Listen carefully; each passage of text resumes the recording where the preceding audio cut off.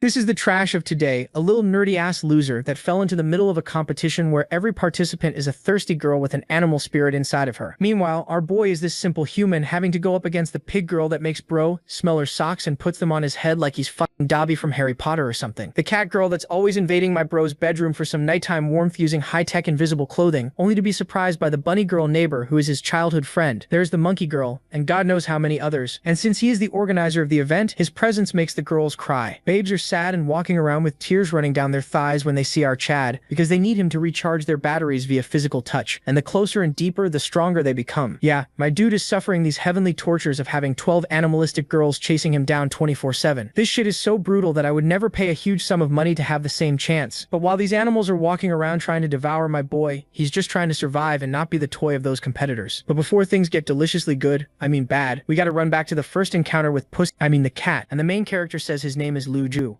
Some loser reading a little cat book and saying he doesn't care about socializing. He doesn't like school, and he doesn't like this whole crowd yelling and begging for a pass. Since he's weak and painfully shy, he couldn't care less about sports. Because of that, he lives kind of isolated and has a hard time fitting in with the group. All he wanted was for people to be as harmless and calm as animals. He has no idea what's coming. Suddenly above him, there are 10 little toes wiggling. He looks up and sees a big foot. What is that? He instantly turns bright red. Then you realize she's wearing that famous invisible outfit. She looks down with a little giggle and moves closer while he tries to hide. She gets right in his face saying she's there to investigate, while he has no clue what she's talking about. She's basically saying she's imagining something. She's sure she saw something. He still doesn't get it, but then the door swings open and someone kicks it. He drops to all fours, twisted up, while the girl says she finally found him. And then you see the face of this other unhinged girl. He's swearing there was a girl in invisible clothes, but the other girl looks at him like he's lost it. It's obviously the rooftop and there's nobody there. Unless she jumped off. He's stunned, because the place really did turn empty out of nowhere. Was he imagining things? But now the girl comes over, squishes his face, and says the damn liar is going to be punished.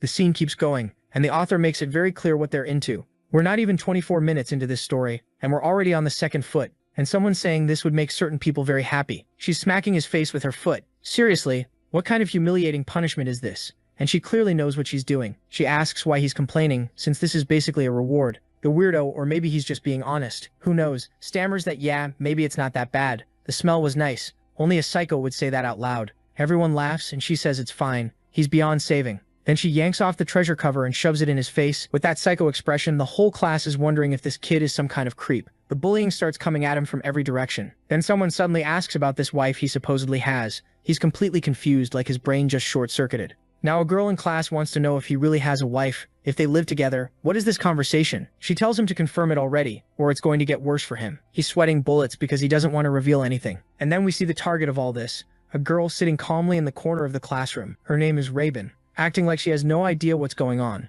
And the pink-haired girl wants to know how serious their relationship is and how far they've gone. Raven stands up, and the artist's pencil basically catches fire. The strategic angle gets used, and she walks over with the kind of aura that says she's ending this right now. She looks at the pink-haired girl, tells her to stop messing with him, and says yes, they live together. But what does that have to do with any of them? The pink-haired girl, Haiji, tries to make a little joke, like, oh, it's just that. But Raven cuts her off again, telling her to mind her own business and leave him alone. The main character is standing there, not even understanding what kind of mess just exploded out of nowhere. Haiji doesn't know what to say when Raven calls her a pathetic gossip. Raven brushes past, bumps her, and Haiji can't even respond. Raven grabs the main character and tells him they're leaving. As they walk out holding hands, Haiji just stands there shaken with nothing to say. The scene shifts to another part of the school. They hide in the supply closet, and he tries to thank her for what she did, but she immediately tells him not to get any stupid ideas. She only did it because it's embarrassing for her to see him getting treated like an idiot. He's standing there awkward as ever, getting insulted nonstop by the girls and by the narrator too. Raven asks why he's so spineless. She's known him since they were kids,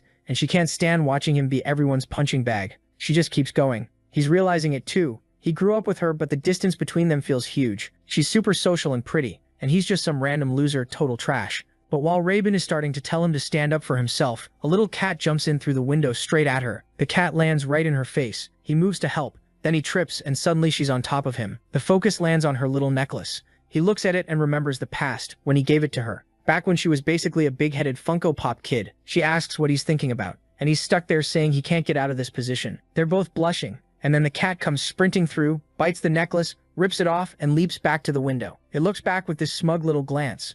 Raven realizes the little demon stole her necklace. She yells, and he stands up asking what happened, what the problem is. He thought it was just a necklace he gave her, but he sees how crushed she is. He turns and says it's not going to end like this. The cat is running through the classroom, wrecking everything, and Hyjin hears something behind her. She turns and sees the cat zoom past with him chasing after it. The cat darts between her legs, and he runs through too, bumping into her. Hyjin screams, asking what he thinks he's doing, takes off her slipper, and throws it at his back, but it hits him, spins up over his shoulder, flies past his face, and nails the cat dead on. And it launches the cat right out the window, and you already know what he does. He remembers he's the main character, and jumps after it like a complete maniac. From below, Raven sees him in midair starting to fall. The genius jumped to save the one animal that probably wouldn't even die from that height. Even the cat is calling him an idiot for jumping with her, which is wild, cause she's sure she'll survive. He, on the other hand, is done. Looks like she won't have time to find the ideal partner, so it'll be him. Since he went that far for some random cat, maybe he deserves the power of the Magatama. Suddenly, the stone starts glowing on him, and the cat says a new celestial game is beginning. The whole school starts shining. A yin-yang circle and pentagrams appear under him.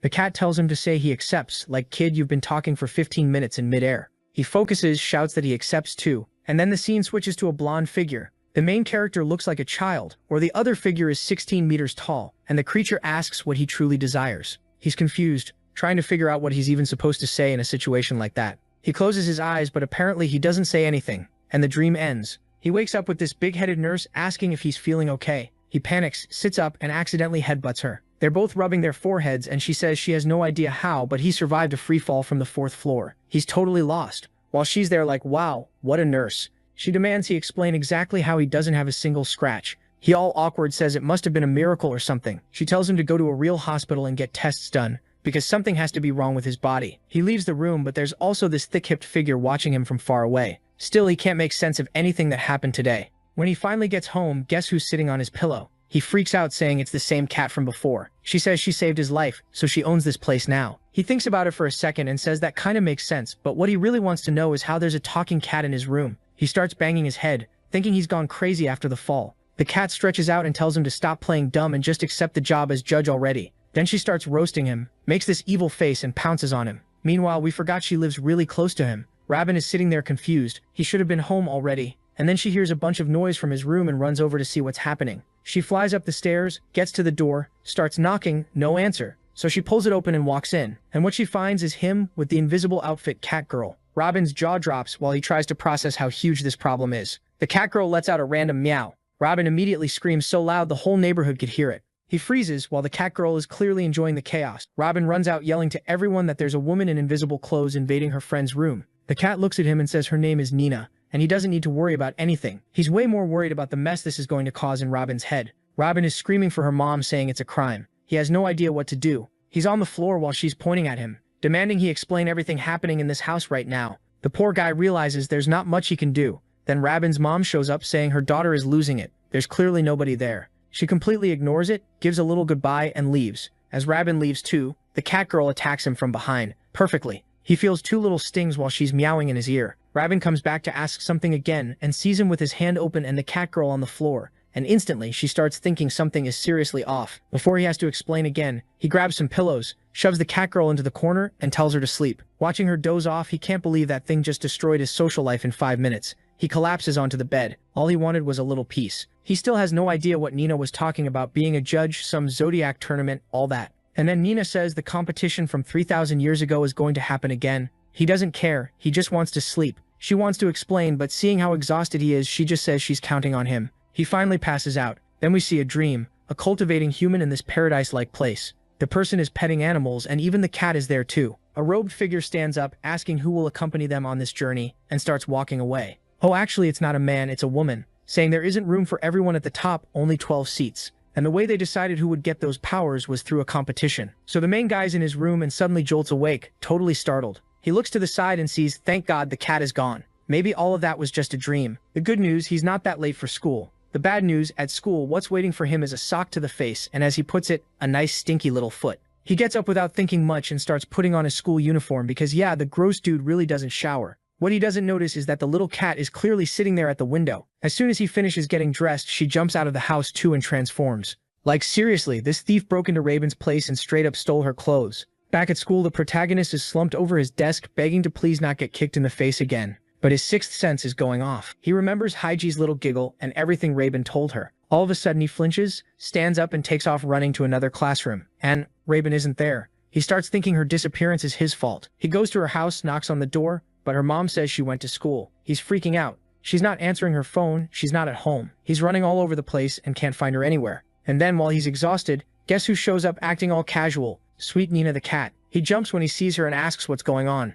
And she explains the same thing she's already explained a bunch of times. The competition is happening, and now that she's in this world, she has to blend into society. He says she's not blending into anything with that ridiculous tail on her back. But more important than that, they need to find Raven fast. Then she tosses away her popsicle stick and goes, well, if the girl disappeared, maybe it's already started. He grabs her by the shoulder and asks what exactly started. And Nina, with that full-on little villain face, says the 12 zodiac signs have come down to earth. Right then, a pillar of light shoots up behind the protagonist. Nina grabs him and says talking time is over because the rituals have begun. The 12 gods are in this world now, and the competition has started. And it looks like one of them chose Raven's body to manifest through. All he wants to know is how to fix this, and where Raven is. Nina explains that first, as the judge, he has to make the gods accept the game. He asks what happens if someone refuses, and she says if Raven refuses, she gets devoured by the god. He's in shock while Nina's smiling, telling him they'd better hurry up and save her. So he goes to that storage room from the beginning. There's a sign saying it's closed, but he knows Raven always sneaks off there, so he starts yelling her name. And inside, she's curled up in the corner. He hesitates as he steps in, asking what's going on. But suddenly she screams at him to get out right now. In the same instant, she blasts past him like a bullet and starts running. He's stunned because she's insanely fast out of nowhere. She's already up the stairs, and we're back to that opening scene on the rooftop. He walks closer, saying he'll explain everything. But then he glances at Nina and signals her. The two of them jump to grab Raven, but Raven leaps away and leaves them both on the ground. And right away, Nina says things just got serious, because his friend became the rabbit's representative. She can jump, but she can't land. She's all twisted up. She passes in front of him, and he's standing there in shock, thinking his friend is gone for good. He's basically about to cry while Nina tells him to wake up. He turns and says he lost his friend, but Nina grabs his arm and tells him to move. They both jump down, and this weird energy appears around Nina's hand and around them, and they land smoothly. Woojin still doesn't understand what's happening, and then he sees Raven is on top of them again, and she's got these ridiculous mosquito-looking ears. She starts flapping them and ends up floating. Nina warns him they need to catch her before the possession finishes, because if her eyes start glowing, that means things are getting bad. Nina cracks her neck like she's about to have fun, then launches at Raven, but the second she's about to touch her, Raven jumps and the two of them face off. It turns into a messy beatdown attempt, Nina trying everything, Raven dodging like it's nothing. Every time Nina gets close, Raven hops away and stays out of reach. But even while Raven's running, she's asking for help. One eye is turning red, the other is tearing up. The protagonist trying to figure out what he can even do. Then he suddenly yells that she has to join the tournament. It's the only way she'll go back to normal. And now even Nina doesn't know what to do because Raven is starting to get fully possessed. But she's way too agile. Then Woojin calls out to Nina and says he knows how to solve it.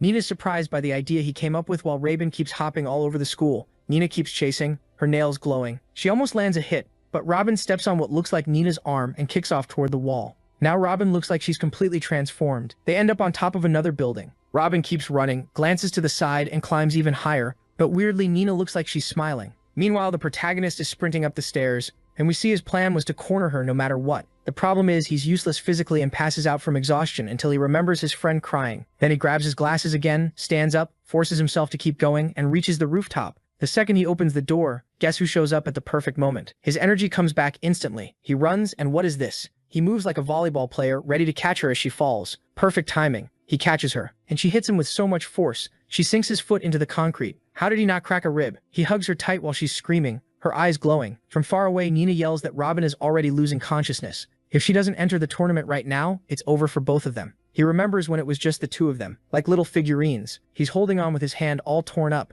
and he yells that he promises he won't let anything happen to her. More flashbacks, Robin as a little kid hiding in fear and him always there wiping her tears. Back in the present, still hugging her, he shouts and confirms the rabbit's participation in the competition, and suddenly the pillar shoots up into the sky again, and it looks like she's back to normal. Robin goes limp and a little drop falls onto her head. A rabbit drop. Obviously, he has no idea what just happened. Nina just says the others arrived too. The moment she's been waiting for 3,000 years is finally here. He asks who she's talking about, and when he looks back, there are tons of pillars rising all over the city, like a Batman signal on every corner. He knows exactly what that means, a whole bunch of people for him to save. Back at his house, Robin wakes up all dazed. He asks if she's okay and leans in trying to see if she's really back, but she immediately slaps him and tells the pervert to back off. She asks what he's doing there and he says it's his house. Then Robin notices the girl in front of her. The cat is wearing her clothes. But that's not even the weirdest part because she looks to the side and sees a rabbit head floating in the air. Nina says that's the rabbit spirit. Robin realizes it wasn't a dream and whatever this is, it's connected to her. Nina welcomes her to the Zodiac tournament. Robin's still not really getting it, and the protagonist tells Nina to finally explain what this stupid tournament is. The floating rabbit head starts talking too. saying it looks like they found a bunch of people who don't know anything. Nina tries to speak, but the floating head bumps her and says yes, this is a fight for a seat in the heavens, a divine competition where he has to find the 12 entities using this necklace in less than 100 days. The protagonist asks why Robin was chosen. The rabbit says every god needs a human host to set foot on Earth. Basically, the humans are the ones who have to compete for their positions. That's how they take control of the body, and the little rabbit throws itself into the middle of the chaos. Right away, Robin transforms again, ears popping out. She panics and tries to rip that head off, but Nina tells her to calm down. When there are two souls in one body, they fight for space. The protagonist is trying to understand what he has to do with any of this. But before we get an answer, we cut to an airport where LA is huge. The plot is rolling in, and there's this big-headed kid. Wait, doesn't he look like a younger Woo Jin? Or am I tripping? A girl is complaining about her shorts and clothes, saying they're weird. Why does it feel like everything she's wearing is shrinking? Then we cut somewhere else. A girl who looks like she just beat up a bunch of people with what seems like a tiger tail. Yeah, that one's gonna be trouble. The kind of girl who loves a fight. Back with the protagonist, it was basically just a teaser for the villains coming up. He asks again what he has to do with this, and why there are 11 more people going through the same nightmare. The rabbit says the exact reason doesn't matter, but one thing is certain. Now that he's the judge, all the chosen people will be people who have some connection to him. That's exactly why Robin was the first one possessed. He gets scared, because that means what happened to his friend was his fault. He starts thinking about the women he's seen the most in his life, and remembers the lunch lady. He looks wrecked, and asks Nina what happens if he doesn't find the other people. She explains that if that happens, the spirits take over the bodies and never go back to the heavens, meaning the people basically die, because the humans lose control forever, because a god isn't going to want to split rent on their own soul. She grabs his cheek and leans in, saying he can count on her, just keep her close and she'll help. He's standing there all stiff, not really understanding. The rabbit spirit warns him not to trust her because she's in the competition too, but Nina grabs it and tells it to shut up or she'll end it right now. Now Robin's suspicious and asks what the cat's role is. Nina says she has no role at all. The truth is the most important person here is Woo Jin, since he's the judge, even if it looks like he doesn't remember anything. Suddenly the rabbit spirit flies toward the protagonist, stops right in front of his chest and taps him. At the same time, Nina steps in, grabs his shirt and rips it open. On his chest is this insane yin-yang tribal mark. Robin peeks through her fingers, trying to understand why. The rabbit spirit tells him to look at the divine sticker album he has. He needs to find each of the people whose spirits are marked in there, and he has 100 days to do it, otherwise he'll die. So yeah, now things are really bad for him. He immediately demands an explanation, because nobody told him the judge dies in 100 days. Cut to the kitchen. Time passing. He puts his shirt back on and says, okay, now it's clear, they need to find the other hosts fast. But Robin still has doubts. She asks why this tournament got restarted if the 12 people were already chosen. Nina's expression changes, and the rabbit says it's because of one person's wish. Before the rabbit can explain, Nina suddenly grabs Robin from behind and squeezes her chest, saying that's enough. Meeting's over, it's time for her to get some clothes because she can't stand wearing Robin's stuff anymore. Robin kind of goes along with it, grabbing her shoes, but then she pauses, turns back and points at them, asking if they're seriously all going to live together. Nina says yes, she doesn't need to worry, then grabs the protagonist and says she doesn't bite. Robin does not like that. She turns red, slams the door, then immediately opens it again, throws a pile of clothes at Nina, tells her to put on something decent, and storms off. The protagonist realizes that he's the one stuck in the middle of this whole mess here, and nobody really cares about what he says or doesn't say. While he's getting dressed, Nina keeps saying that he's the one responsible. She tugs on his shirt and tells him she's hungry, asking what he's gonna give her to eat. I'm not even gonna tell you, dude. No, I was gonna make a joke like something funny about how he was gonna feed her. But then he actually gave her milk, and if I said he's gonna give her some milk, it would sound weird, you know? So I dropped it. But that's literally what happened. Except the girl is, oh my. Girl, stop being a furry for the love of God. This weirdo is straight up eating out of a bowl. And the creepy guy there, Harry Potter's Dobby, is loving it. Red in the face like always. Good part, nice. Easy to feed, right? 12 liters of Parmalat and it lasts the whole month. But then she wants to know why the milk was so cold. He says it's because it was in the fridge. Obviously, since she's from 3,000 years ago, she has no clue what that even is. He's shocked. Only now is he starting to realize this girl has no idea where she is. So she explains she slept for millennia, and when she woke up, the world was unrecognizable. What she really wanted was a fresh fish. But she couldn't find one. Not even at the street markets. Even the little birds she used to hunt easily are gone. She asks where there's a mill, because that kind of place usually gets packed with birds. So the protagonist tells her to forget everything she knows about the world. Where she is has changed completely, and none of that exists anymore. They both go quiet. She hesitates, then says, it looks like she really is lost in this world. The protagonist stops to think too, but then he wants to know how she got that ice cream, how she's buying stuff, and she says she just took it, like anyone would, grabbed it and walked out. Clearly a natural-born thief. He's about to say that's not right, but she's standing there all awkward, obviously. She genuinely doesn't even know what's right or wrong. Then out of nowhere the guy turns bright red, starts fidgeting with his fingers and says they should go for a walk outside. She gets super excited, grabs his hand like they haven't already been walking around together this whole time, right? Come on guys, we're out here walking hand in hand. Can you believe this? What definitely can't happen is a cat showing up and meowing, and her dropping to all fours to compete with it in some kind of cat-off. A little later, the protagonist shows her a vending machine. She grabs a little Coke and drinks it like it's nothing. They're both looking out over the city from up high, and he's freaking out, telling her to be careful not to fall and die. Later, they're at a convenience store. The protagonist pays for a watermelon ice cream, and oh, come on, protagonist. How am I supposed to narrate this? He straight up smacks the ice cream into her face. I mean, that's what he does, isn't it? She has a mini freak out, gets startled, gives it a little lick, and then asks him to hold it for her. He helps her, and she starts eating the ice cream, all neatly, like she's got real talent for it. Then, while she's cooling off, someone walks into the store and the two of them hide. The blonde guy coming in is telling his friend that places like this, with no cashier anymore, self-checkout where you pay yourself, are the best for a date. Uh-oh, those two are starting something forbidden. The protagonist, who knows things only ever get worse, immediately plops his hat on her head, grabs her, and they bolt out of the store. Back home, he's relieved. At least nothing worse happened. But then Nina is taking off her coat, asking why they suddenly ran. On top of that, she got all dirty because that ice cream fell on her, and he dragged her along. So the protagonist tells her to take a shower, and then she starts showering. But how does a cat shower? By licking itself. The protagonist sees that, and before things get complicated again, he shoves her into the bathroom, turns on the shower, and gets out of there fast, hand on his chest exhausted, saying, "My God, this whole situation is a mess." Then he remembers the bathroom door doesn't lock. Better to stay far away from that place. While he's thinking that, Nina's in there all calm, saying hot water is a luxury. Outside, the neighborhood cats are sleeping, and after a while the shower's done. When Nina comes out, she makes this mischievous face at the protagonist by the fridge, but the next moment it's his turn to shower. But now I remember, didn't he say the lock doesn't work? Okay. I guess it all worked out because the shower's over, he comes out, and he's fine. Still alive. That's the good part. The bad part is, obviously Nina is now sleeping in his bed. He's pulling at his blanket and she asks what he's going to do. He says obviously he's going to set up camp on the floor, but she says that's crazy. Why would he sleep on the floor when they could sleep together? He freaks out, asking what she's suggesting, tells her to behave, then she turns into a little cat and falls asleep all cute on his arm. While this idiot was thinking dirty thoughts, she just wanted body heat, so she sleeps peacefully, normal, under the blanket. But of course when he wakes up, it's a different situation, right? The sucker lets out a scream while she wakes up all confused, asking why he got up so early. He says he has to go to school, and she's wrapping herself up in the blanket, saying sleeping is better. Then she remembers what school is, and gets excited, saying if he's going, she wants to be part of it too. The protagonist doesn't even understand what she means, and already imagines the chaos this menace is going to cause. If he takes her to school, his social life is over. While she's talking, Rabin is outside, furious, waiting for him. Finally, the protagonist shows up.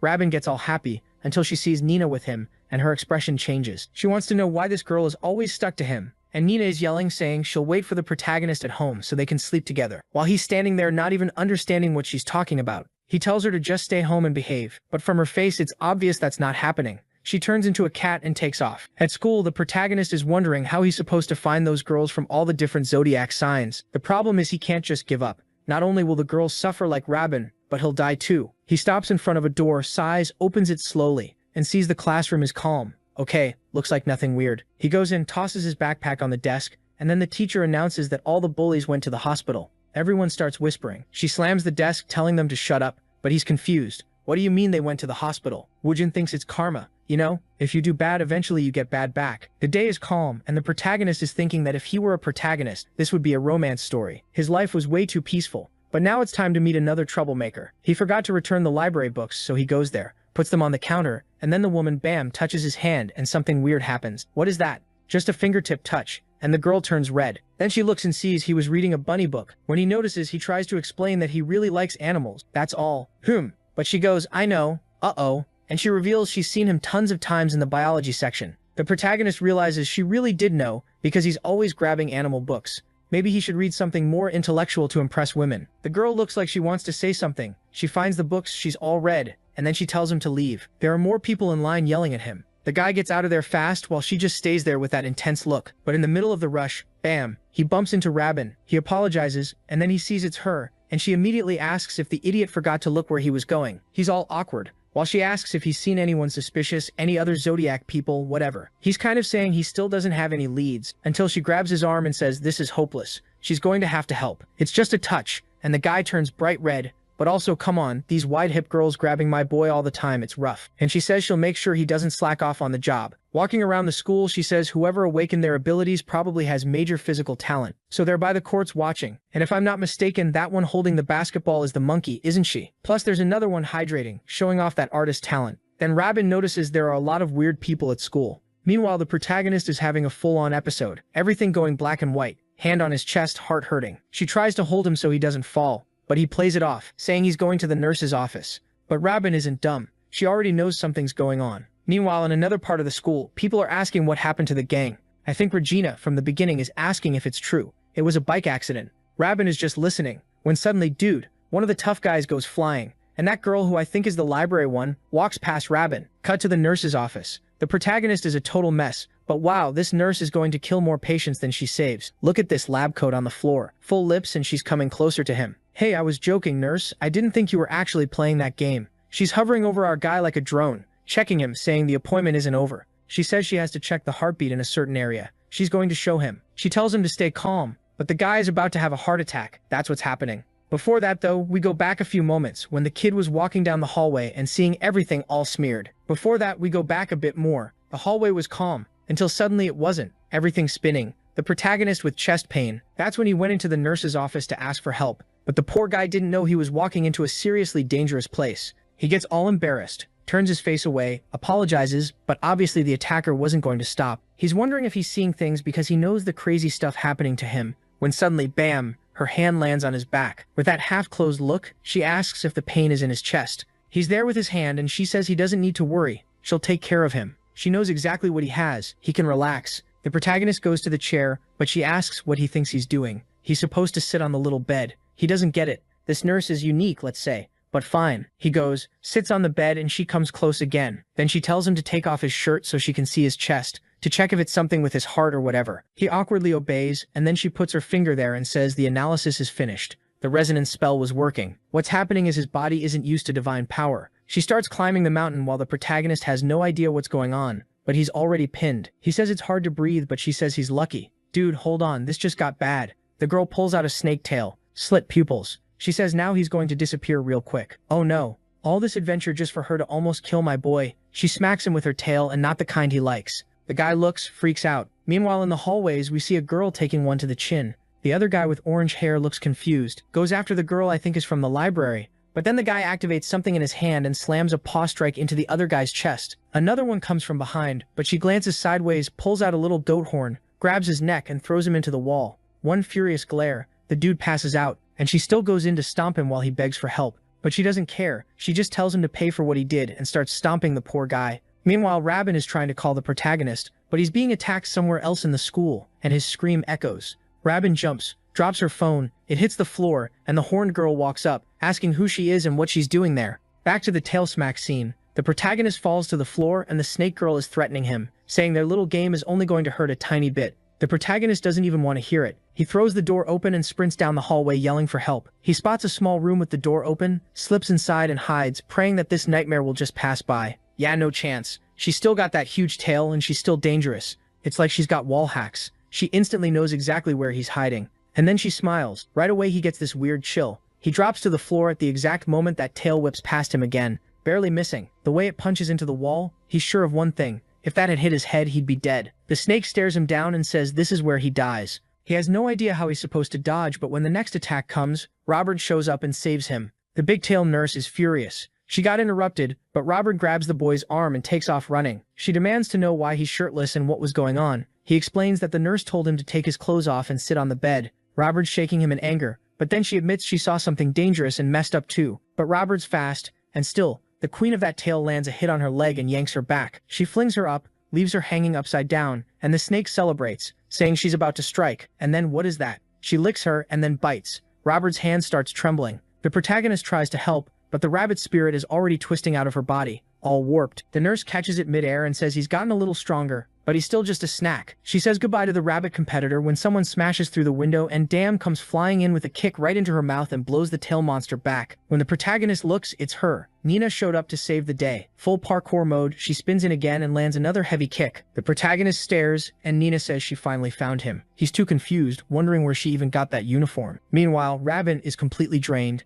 She tries to get up, but she passes out for real. The protagonist starts to explain what happened, but then the teacher is getting back up, and now that he's noticing she looks kind of pregnant, Nina explains the cursed snake absorbed the rabbit's power, but she tells him not to worry, she'll handle it. She snaps her fingers and charges in, and the protagonist thinks maybe they still have a chance. He's seen videos online, cats have way better reaction time than snakes. Yeah, before he can even finish that thought, Nina gets launched backward and slams into the ground. Now it makes sense. The teacher looks bigger because her skirts stretch to hide that massive tail. She says nobody's leaving alive. Nina immediately tells the protagonist to carry the rabbit and get out. He throws Rabbit over his shoulder and bolts. Somehow the snake isn't following. While running, he demands Nina explain what's going on. She says it's divine power, but right then they almost get clipped by another tail strike. He tells her to make it make sense. Divine power is energy from heaven and earth, basically the life source for all creatures. In their world where they come from, that energy is infinite, but here on Earth, if they're not strong, they basically can't recharge. And if their counter hits 0, they lose all the life force they have. So the protagonist asks how they're supposed to save Rabbit. Nina says the easiest way is to steal energy from another spirit,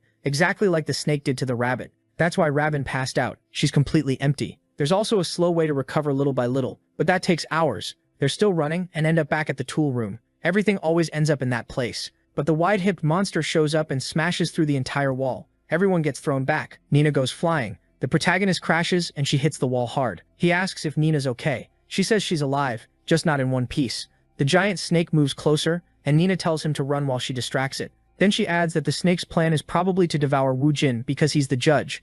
As judge, he has a ton of divine energy, and the snake would become a supreme creature fast. The protagonist says if he has energy, he'll give it to them, until Nina explains that if he does that, he dies instantly. He realizes he's basically useless, while Nina steps forward alone, saying if he gets caught, the whole tournament ends right there. She goes in solo, dodges the tail, tries to slash, but the scales don't even scratch. The protagonist uses that moment to scoop Rabbit into his arms and run. He leaves Nina behind, taking the hit for them. Nina thinks she's fine until a tail strike comes from behind, but her feline instincts kick in, and she dodges again. Then the tail twists like it's going to catch her no matter what. And then, yeah, that scene that would be banned in like 78 countries. What is this, artist? You can't be doing that. How am I supposed to describe this? The snake coils around the girl and squeezes hard, and Nina bites her. The snake laughs, saying she's acting like the rats she hunts. She tells her to stop biting and squeezes even tighter, saying she's going to break her bones. And now it's time to feed on that energy. Another bite to the neck while the protagonist flinches, and suddenly the snake throws Nina right at him. The snake is having the time of her life, licking her lips, saying she's overflowing with divine energy. Nina, in the protagonist's arms, demands to know why he didn't run when she created an opening. He really is an idiot.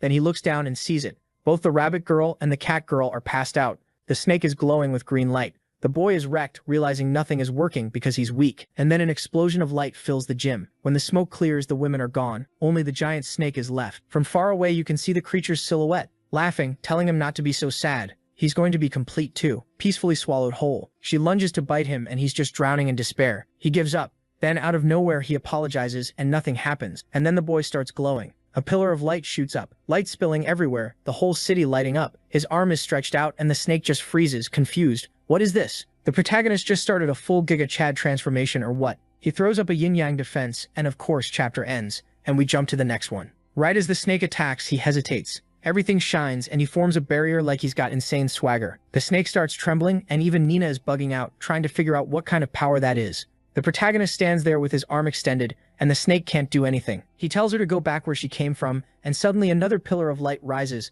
and that symbol on his chest appears over the entire school. Then the scene changes. He opens his eyes and sees a little butterfly, a moon. He's in the middle of an abandoned forest, wondering if he's dreaming. He hears footsteps behind him, turns, and sees a woman who looks like an older Nina. He tries to talk to her, but she walks right through him. Completely confused, he follows. She crouches in a bush and watches a family enjoying life from far away. Here comes the drama. You thought this story was only going to be about thick thighs? It's yin-yang. Sometimes it's thighs, sometimes it's tragedy. Obviously, she was supposed to have a family. Someone notices her hiding in the brush and calls out, and she runs. The man chases her, grabs her arm, and she starts crying, asking why all of this is happening. The protagonist doesn't really get it. Maybe he's crying too because he doesn't have a family either. After all that aura formation, the protagonist wakes up crying in a bed, Rabbit on one side and the nurse on the other. What? He sits up fast because the other one is wearing that famous invisible outfit. He's breathing hard, and when he looks over, the cat girl is stretching the snake, twisting her up, squeezing her. Yeah, that's what's happening. He asks what happened. why the nurse who tried to kill him is now sleeping peacefully. He still remembers that 10 minutes ago she was a giant snake. Nina explains it was a kind of possession, berserker mode. The spirit inside her body took full control and the human fell asleep. Basically, the real nurse at that moment was just an object inside the creature. But a spirit always carries the dark desires of the person hosting it.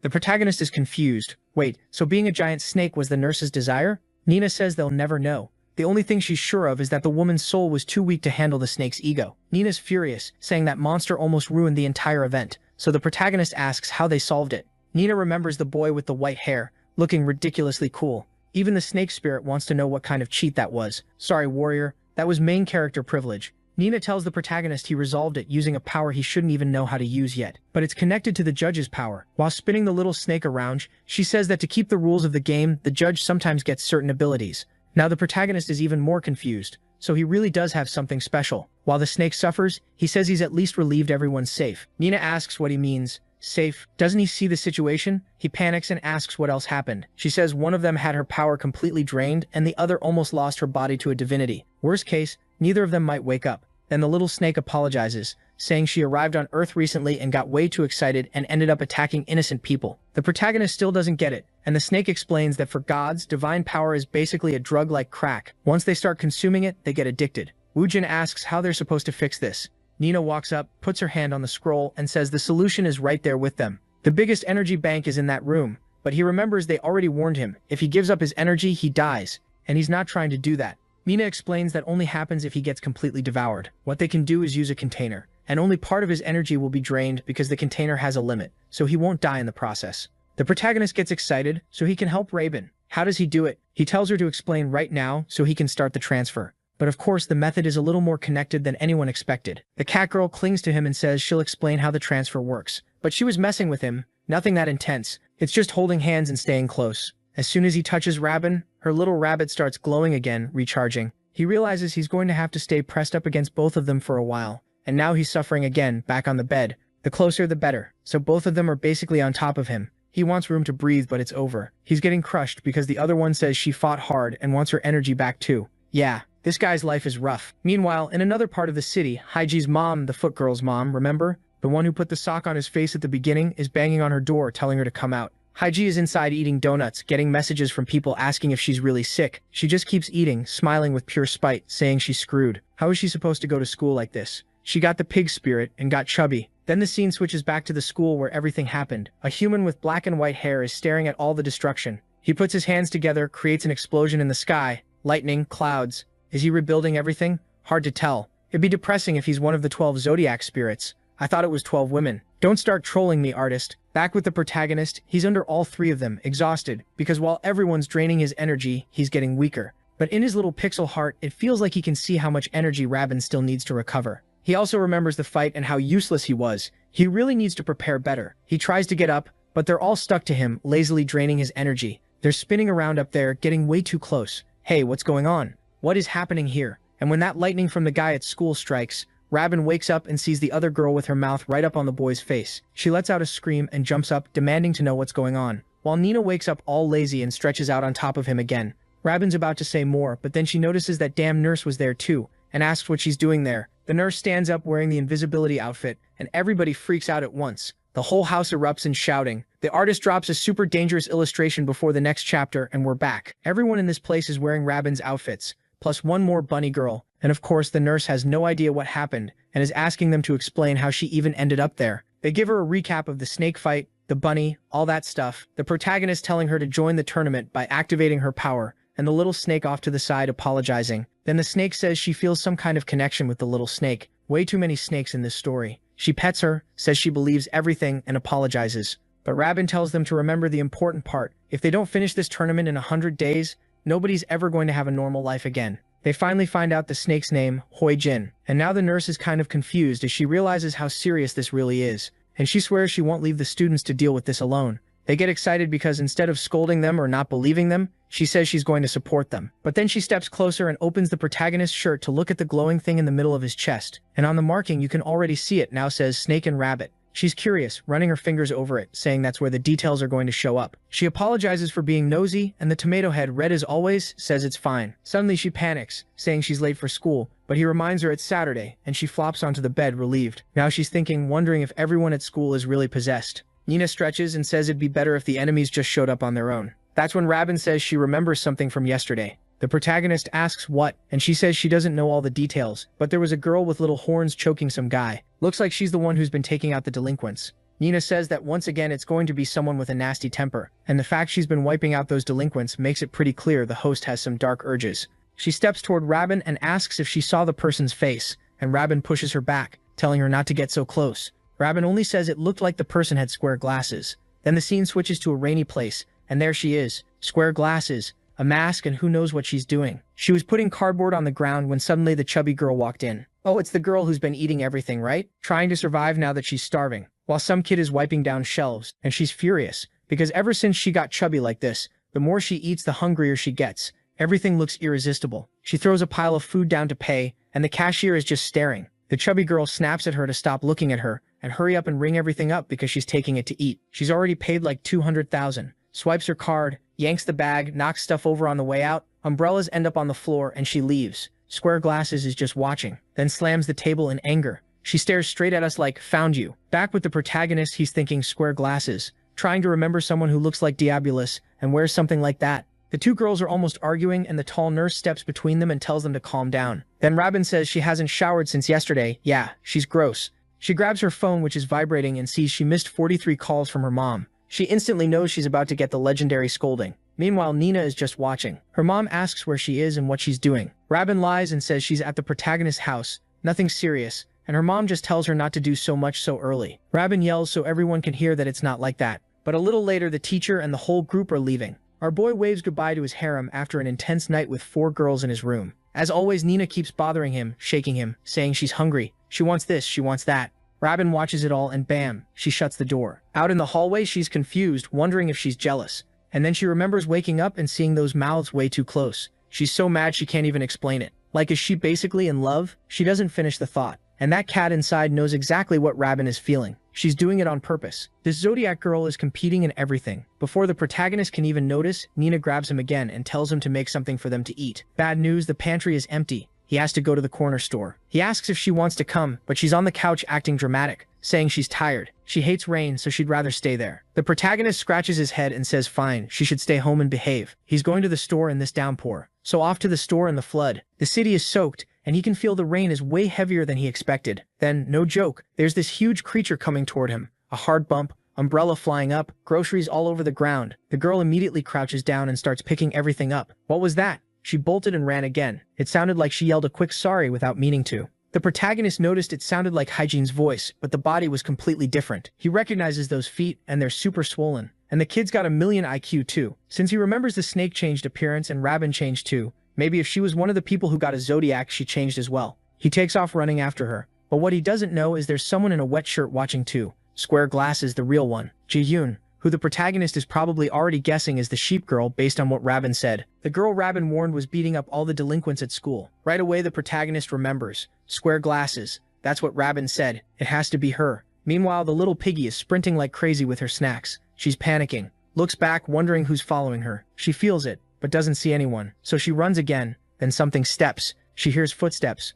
turns again, and still sees nothing. She screams for the creep to stop following her. Who was this jerk who wouldn't stop bothering her? Right behind her since the store. And then the footsteps in the rain keep coming. It's her, the wet shirt girl. She shows up already transformed, saying she finally found the queen of bullies. Right. Haim used to be a bully, and now this girl wants to beat her up. But Piggy's big and still fast, keeps running. The problem is, I don't know if she can outrun the sheep, who's walking calmly like she's sure she'll catch her. So many nutrients. Jumps into an elevator in desperation, sees her in the reflection of her eyes. Turns, door closes at the last second. She's trying to catch her breath, but then she feels something behind her and falls forward in fear. She begs them not to kill her, to stay away, crying, eyes squeezed shut. But who is it? It's the protagonist, holding out his hand. Come on, Piggy, let me help. And look at the little sheep drawing the artist throws at us. In the story, she's not that strong. Next chapter, in the scene, the protagonist helps her up and asks if she's really Haim huge. The artist went hard there, the protagonist suffering. Here, I'll help you. but she hides her face and says no, it's not her. He says it doesn't make sense to keep hiding, but she yanks her arm away and runs again. She starts typing like crazy, hits the door button. The protagonist rushes in and reaches out. She slams the door on his arm and starts punching his hand. That's brutal. He tells her to stop, shocked by how strong she is. She's cursing him out, calling him every name, telling him to give up, that he's a loser, all that. But the protagonist, being the good guy, says he only followed her because he was worried. He heard someone's been hunting the tough guys at school, and when they bumped into each other in that alley and everything fell, he noticed someone was following her. At first he didn't realize it was Hae because she's huge, but then he figured it out. She tells him to shut up, she's not huge. While he's being dramatic about how much his arm hurts, he tells her to stop, then he pulls the handle himself. She loses her strength and falls on top of him, nearly kills him. But when they hit the floor, she's completely exposed, apologizing with the ears out. Now he's more sure than ever it's her, and she starts crying, hitting the floor, saying she doesn't know what she's going to do. Overnight she got chubby out of nowhere. Since a certain day a light appeared in the sky, and then she started getting insanely hungry. Some mystical thing.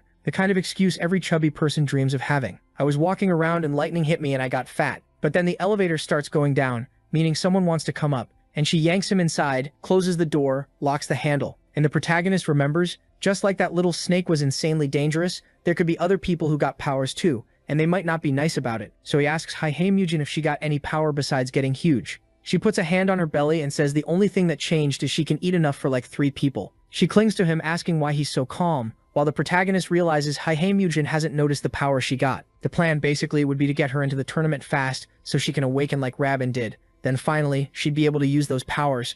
But at the same time, he's thinking about Jihin and how much she changed. She used to be a calm girl, and now she's all dark. He needs to find out if that's really Jihin or if she's being possessed by her spirit. And right then, the doorbell rings. Hae goes to look and only sees the other girl there with a killer face, telling her to open the door. Piggy stumbles back in shock and the sheep slams the door from the other side. The protagonist realizes that this time Rabin is at home, and Nina also doesn't want to go out in the rain, so no help is coming. Hae runs off screaming for help. The protagonist says he has a solution, but she slams the bedroom door in his face. He bangs on it, telling her to open up while she's in shock, saying she's calling the police instead. He'd better disappear. She's desperate in the corner of the room, crying, saying she can't take it anymore. She doesn't know what to do. Then we see a flashback of her going to talk to the bullies, but now she's screwed. Before she was the foot queen, now she's the big piggy. People didn't even believe it was her. Now that she was fat, they told her straight up she was done. She was only useful for being pretty in the group, nothing else. The only value she had got thrown in the trash. She clenches her fists in rage and makes a little mini earthquake. Poor girl cried all the way home that day, and now back at home she's crying again. But the protagonist tells her she needs to listen to what he has to say. He promises he has a solution to this nightmare. The room goes quiet for a second, and it sounds like she's about to open the handle. But then she asks the obvious, why is he trying to help someone who treated him like garbage? What's that about? She put her foot in his face. He liked it. Sock on his head. Weirdly, he loved it. And now she's feeling awful for all the cruel stuff she did to him. Thinking about what she's done, she suddenly takes off her hoodie and opens the door, asking if he still considered her a friend. The protagonist doesn't really answer, while she says all the friends she had either didn't recognize her or the ones who did just abandoned her. Yeah, while you two are in this romantic drama, someone is destroying the whole door. And then this pink energy starts to appear and she's confused, trying to figure out what it is. Out of nowhere, the main guy says it's hard to find someone that pretty with pink hair. Oh, so you're here to flirt, huh? You think your bed can handle all that? Then he says he might have figured out who she is by her smell. Yeah, that made it worse. She straight up decks him in the stomach. But while they're messing around, the little goat girl is out there smashing the door, about to wreck everything. The footsteps in the hallway suddenly go quiet because she pulls this Michael Jackson moonwalk move, gets ready and powers up those huge horns. At the same time, the main guy's like, wait, what is this?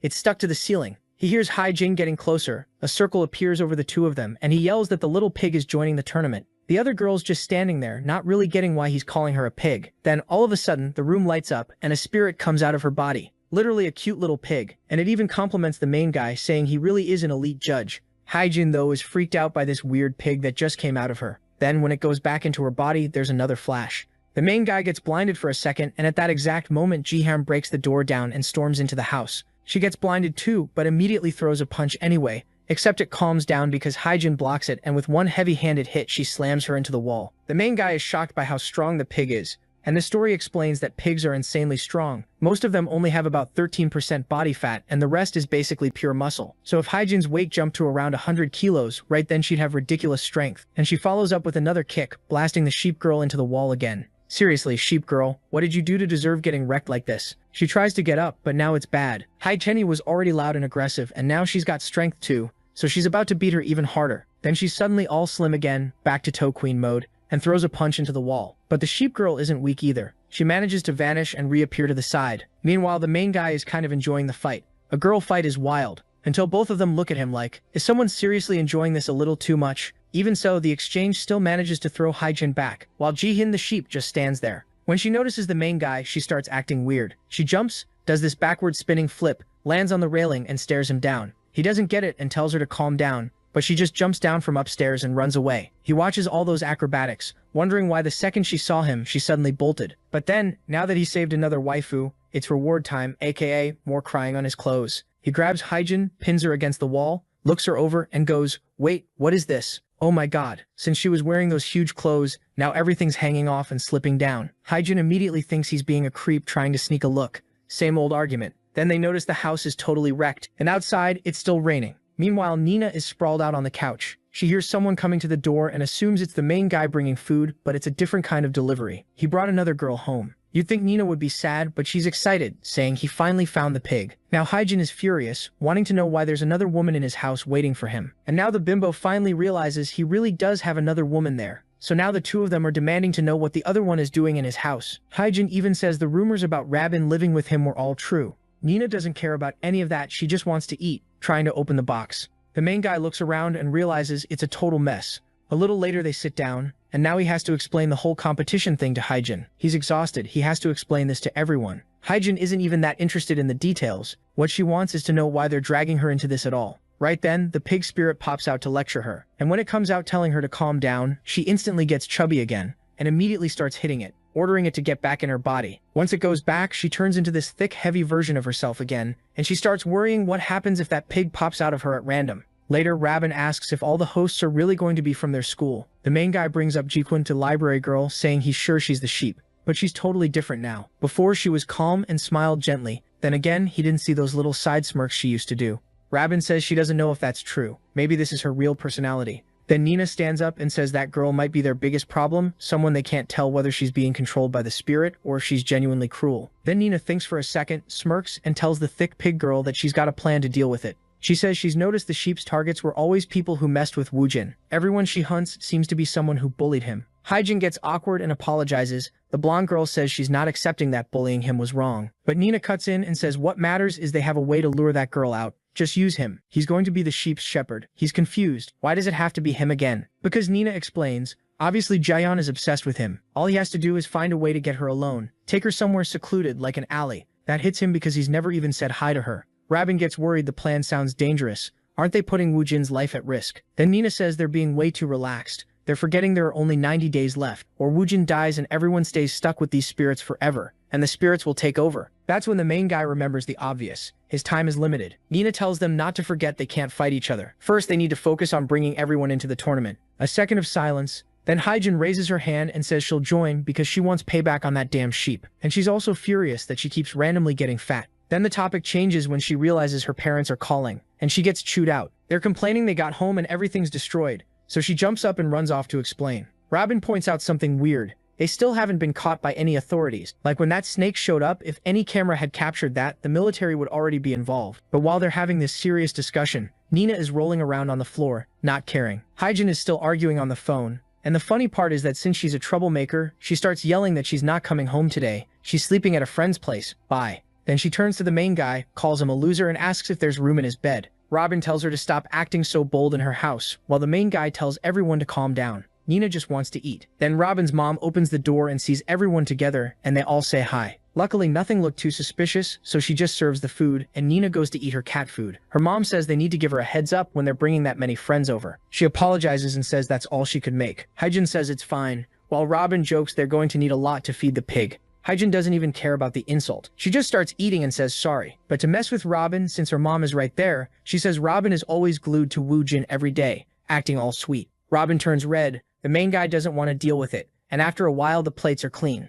Rabin is impressed. She eats a little and gets kind of chubby, while Haijin ate everything and is still skinny. When her parents called, they said she'd have to sleep at her aunt and uncle's place, and now Rabin asks if she really has to go. Haijin says yeah, that's what they said, but she really doesn't want to. The idea of being compared to her cousins all day is awful. Rabin tells her to call a friend somewhere she can stay, but Haijin says she doesn't have any friend like that, like her and Woojin, who can share a room every day. Someone off to the side says she can stay the night there. Hyejin says she doesn't want to sleep in Woojin's room, until Robin says she can sleep in her room. Like, one minute she's asking to share his bed, the next she doesn't want to. It's confusing. But she gets emotional that Robin is willing to share her room. The main guy picks up Nina and takes her somewhere. Meanwhile, the other two go brush their teeth in the bathroom. Robin sees Hyejin just standing there like an idiot and offers her a toothbrush. In the bedroom, Hyejin starts laying a blanket on the floor, but Robin tells her to come to the bed. Hyejin gets shy about it, but night falls and there she is. Suddenly Hyejin sits up and blurts out that damn loser sleeps with that cat girl every night. Robin says yes, so what? Even if she looks human, she has a cat's soul. Hyejin says guys don't care about stuff like that. Robin says she doesn't either. She doesn't care what they do, just let her sleep. Hyejin is confused. She says she thought Robin liked him, but Robin tells her to shut up already, to stop acting like everything is normal, because a lot happened. She must be scared too, just like Robin was. Hyejin finally calms down and out of nowhere starts gently rubbing Robin's back, saying she thought that, Robin turns red too. And Hyejin says she thought Robin was just an annoying class rep. So the night passes, morning comes, and the pig girl is sprawled out everywhere. The main guy comes in, waking them up. I didn't know they literally lived in the same house. I thought they just lived nearby. But he can actually access her room? Hyejin freaks out, wakes up screaming, and a little later she asks why Robin got up so early. Robin says it's because that damn pig had her foot in Robin's face all night. Then Hyejin gets a call from her mom and has to go home. The main guy says, well, at least the house is cleaned up now so she can go back. What she wants to know is why they have to hold hands. He says it's to recharge their divine powers so they don't run out of energy. Nina says if they'd slept cuddling, they wouldn't have to do this. Then yeah, someone filed a police report, so they're going to have to go explain what happened. Not they though. Hyejin, she storms off furious while Nina says it's better if she comes back at night to recharge. But when the two of them turn to leave, Hyejin calls the main guy loser. Bright red, she thanks him for saving her. She mumbles it so quietly he can't hear, and when he asks, she says she's not repeating it and runs off. The main guy, being clueless as always, doesn't get it. Next scene, I think they're getting to school, and now he's literally carrying Nina in his arms, and the 12-girl harem keeps forming. Because now Robin remembers what the pig girl said, that she likes the loser. When they get to school, they're confused. The gym that got completely destroyed in the fight with the snake woman is totally intact. Nina immediately says she thinks she knows what happened. But first they should talk to the teacher. The main guy though is wondering when G1, the sheep, is going to show up. And yeah, while he's walking along, she's watching him from the side, full of rage. Next chapter, it's her walking into the classroom and sitting down. And yeah, he's got her cornered now. Watching her crouch down, he says she's the same as always. Exactly the girl he knew. Then we see a few hours earlier, everyone gathered in the snake woman's room,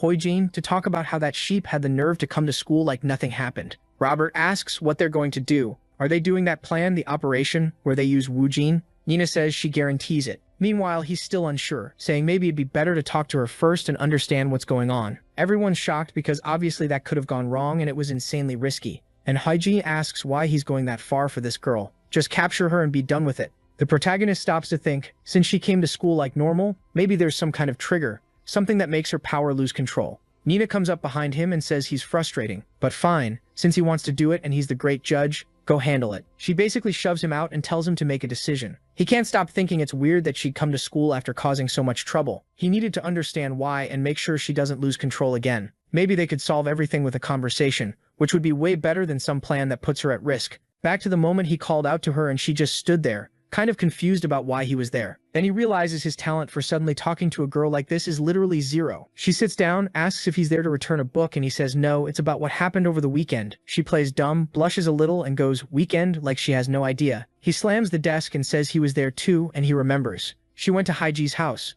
but then he finds it weird because she backed off saying he was getting too close. He apologizes and steps back, and then she awkwardly admits she's never talked to a boy from that close before. He notices she's strangely shy. Whatever condition she had before, it's clearly not the same now. Maybe he can push her into joining the competition, if he approaches it from that top-down angle. So he closes his eyes and asks to be excused while he moves in with both hands. But he bumps into this bunny-themed book. She sees it and stands up to grab it, but he's already reaching too and the timing lines up perfectly. She was already struggling just with him being nearby. So imagine being that close. He's like a Naruto clone charging up a Rasengan, just cradling the spheres.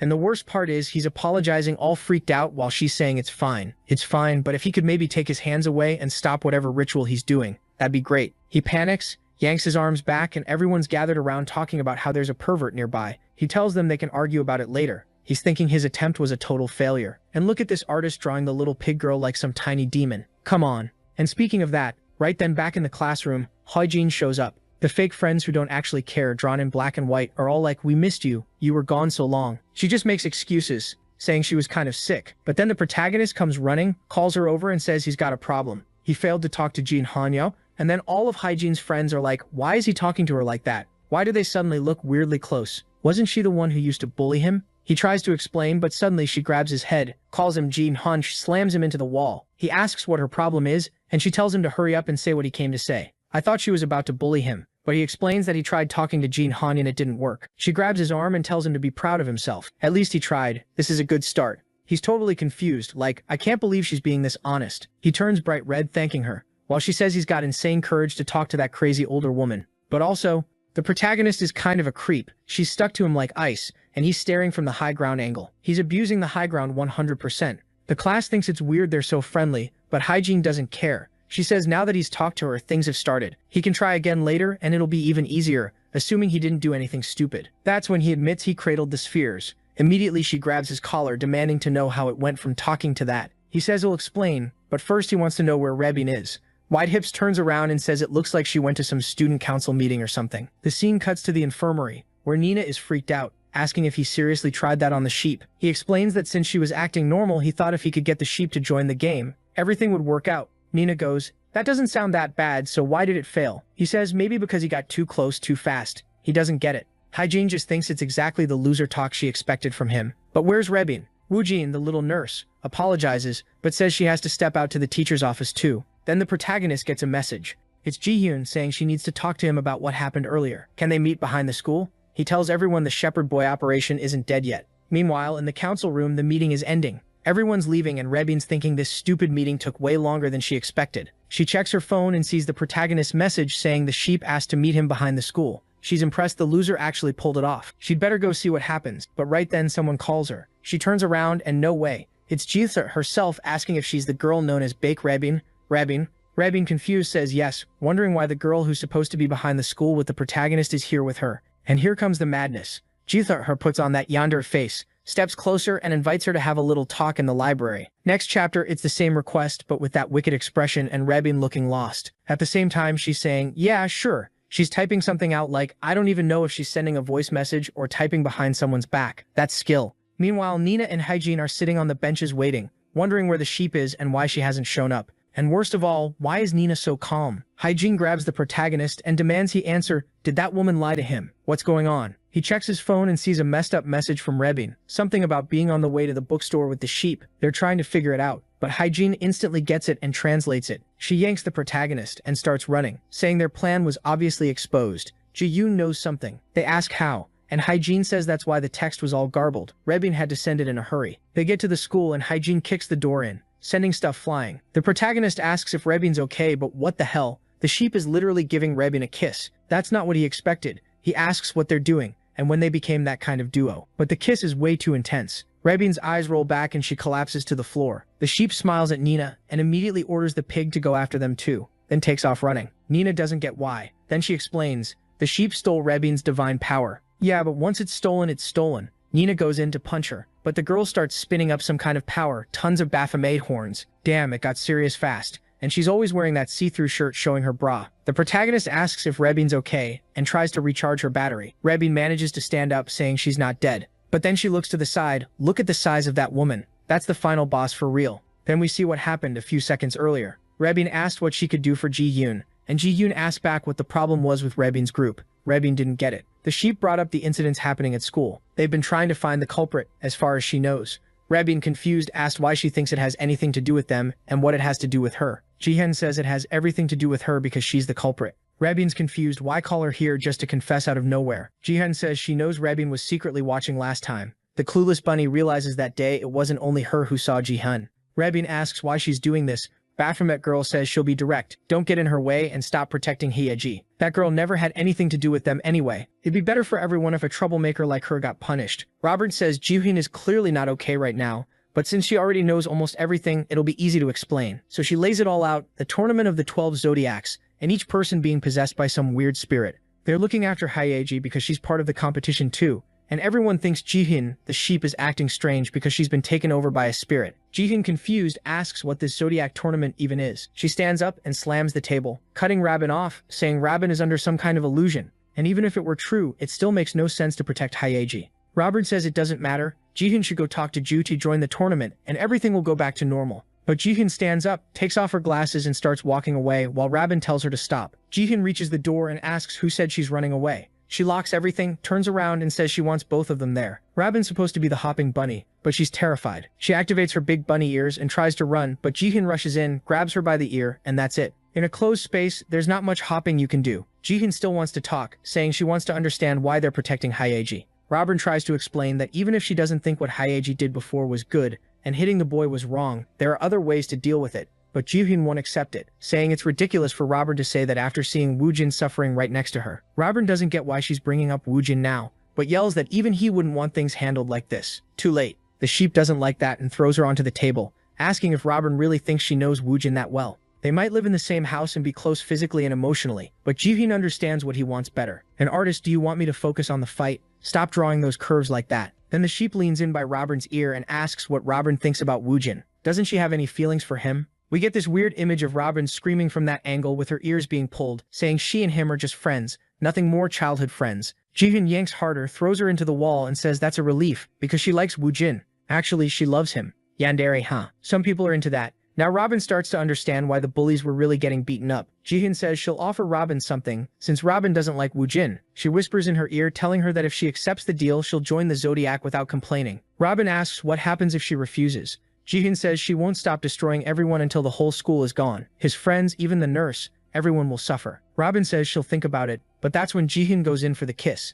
And then yeah, now there's a punch. What happened? The girl falls on top of the protagonist. Now we're back with her transformed. Why is she drawn way better after she turns into a demon? She signals Shuj to Robert, telling her to think very carefully about the offer, and then she leaves. Robert just wants to understand what exactly this woman is planning. Then Nina and Hyeji show up asking if Robert's okay. And out of nowhere, Nina puts a hand on Robert's stomach like she's checking something, saying Robert lost a big chunk of her divine power, but she seems fine so there's no danger. The protagonist asks if things are better than they were before, back when everyone had to fall asleep, and she says yes. Looks like the sheep actually failed to fully take control of Robert's powers, and while she's thinking about the offer she made, she starts wondering if the sheep took only half on purpose. Then Nina asks why it would only take half. Robert lies, look at her, a little liar, saying she resisted really hard so maybe that's why. I don't know if Nina bought it, but she says that either way, it looks like they might be able to win this. Plus, Robin's targets don't seem to be most of them there, except for Hyeji. She says the Shepherd Boys operation is going back into play. For now, the focus is Woojin recovering Robin's energy, and they should never act alone. If any of them gets captured and has their powers extracted, the whole game could end right there. The protagonist, though, asks if it's really going to be that easy to control Jihyun, and the Baphomet girl is out there hopping around the school, glancing back. Hyeji knows she's going to have to help deal with that and says she's not mentally ready for that fight. But Nina just grabs her by the arm, says she doesn't have a choice, and yanks her down. The two of them drop in behind the Baphomet girl, who takes off running. Nina figures the sheep's problem is that every power it gets is super useful. That headbutt, for example, could straight up kill one of them. The good part is it's only really strong in a one-on-one. More people means it gets less effective. Then she tells the little pig girl to head to the side because they're going to corner her along the way. Nina's plan is solid. Since the sheep's target is the pig girl, if they split up, the sheep will go after her, and that's when Nina can move. Hygiene, on the other hand, says she's counting on everyone, because elsewhere in the school, the protagonist is already hiding with Rabin. The pig girl keeps running, but when she looks back, nobody's following her, and she's confused. Back with Nina, the Baphomet girl followed her. Nina even says it's unexpected. Why did the girl come straight at her? Jahan answers there's no big reason. It's just because the cat is annoying her. Nina says fine, but with only half of the rabbit's power, she won't be able to win before the group gets there. She misjudged it, and this is going to be the end of her. Mid-jump, the sheep slips a hand into its pocket and says it doesn't use brute force.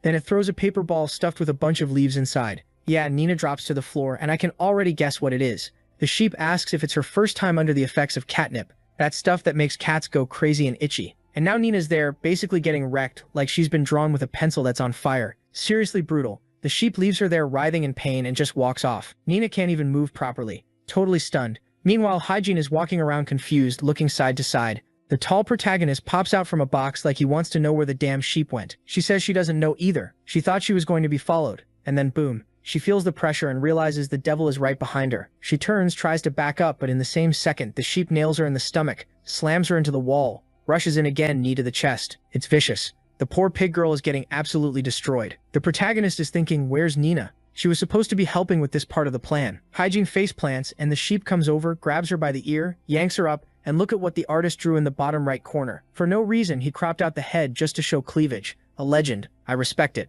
The protagonist standing there with his fist clenched, He has to follow Nina's strategy, but he also doesn't want to just stand there doing nothing. Then Jia-yoon asks what it feels like to get bullied after being the bully. Now that she's experiencing it, she must finally get how painful it is. Hae-jin, crying, says she understands and admits she was wrong about everything. But the sheep doesn't accept it, slaps her across the face, asks what she did wrong and she'd better answer correctly. Hae-jin says what was wrong was bullying Woojin. The sheep tells her to explain why Woojin was her target. The sheep is staring her down, and I'm already scared she's going to say she liked him too. She's about to get punched and Rabin is in shock. Since Hae-jin hesitates, Jihan says fine then. She's going to rip out her pink hair until she finally talks. Next chapter, different angle, same threat. Yeah, it's definitely what it sounds like, because Hae-jin says she'd rather die than say it. Then we jump back a year, back when Hae-jin was only 16. She was well behaved. Honestly, she looked more like Jihan than her current self. Back then, she had no friends and kept wondering when she'd finally meet someone. That's when he shows up, the loser himself. Hey, how's it going? But instead of talking to him, she looks past him and just stares at Rabin, admiring how pretty she is. The protagonist notices she's looking at Rabin and says, yeah, Rabin's really cute. Her hair is really nice. She's always been popular because she stands out. That basically wrecks her. Hae-jin, being clueless, goes, are you two friends? He says no, just their parents are friends and they live nearby. Then Hae-jin starts wondering if she should dye her hair. He says yeah, he thinks it would look good on her. And she gets all shy and awkward. She was about to offer him a piece of candy when Rabin shows up, pissed that she and Woojin are in the same class again. She tells them to hurry to the cafeteria, and Hae-jin ends up alone, chewing her gum. That was the first day of the semester. Later on, he shows up at school exhausted, and someone taps his back. He turns around, it's Hae-jin, now with pink hair. She's thinking she always wanted to dye it like she'd ever do it just because he told her to. But then Woojin asks who she is. She freaks out because he doesn't recognize her, and before she can explain, Rabin shows up again and drags him away. I thought she was going to lose it right there, but instead she decides she'll make him notice her no matter what. And now we're back to the present, with her getting beaten down, thrown to the floor, wrecked, swearing to herself she'll never reveal that she dyed her hair just to get the protagonist's attention, because she knows he's right there listening.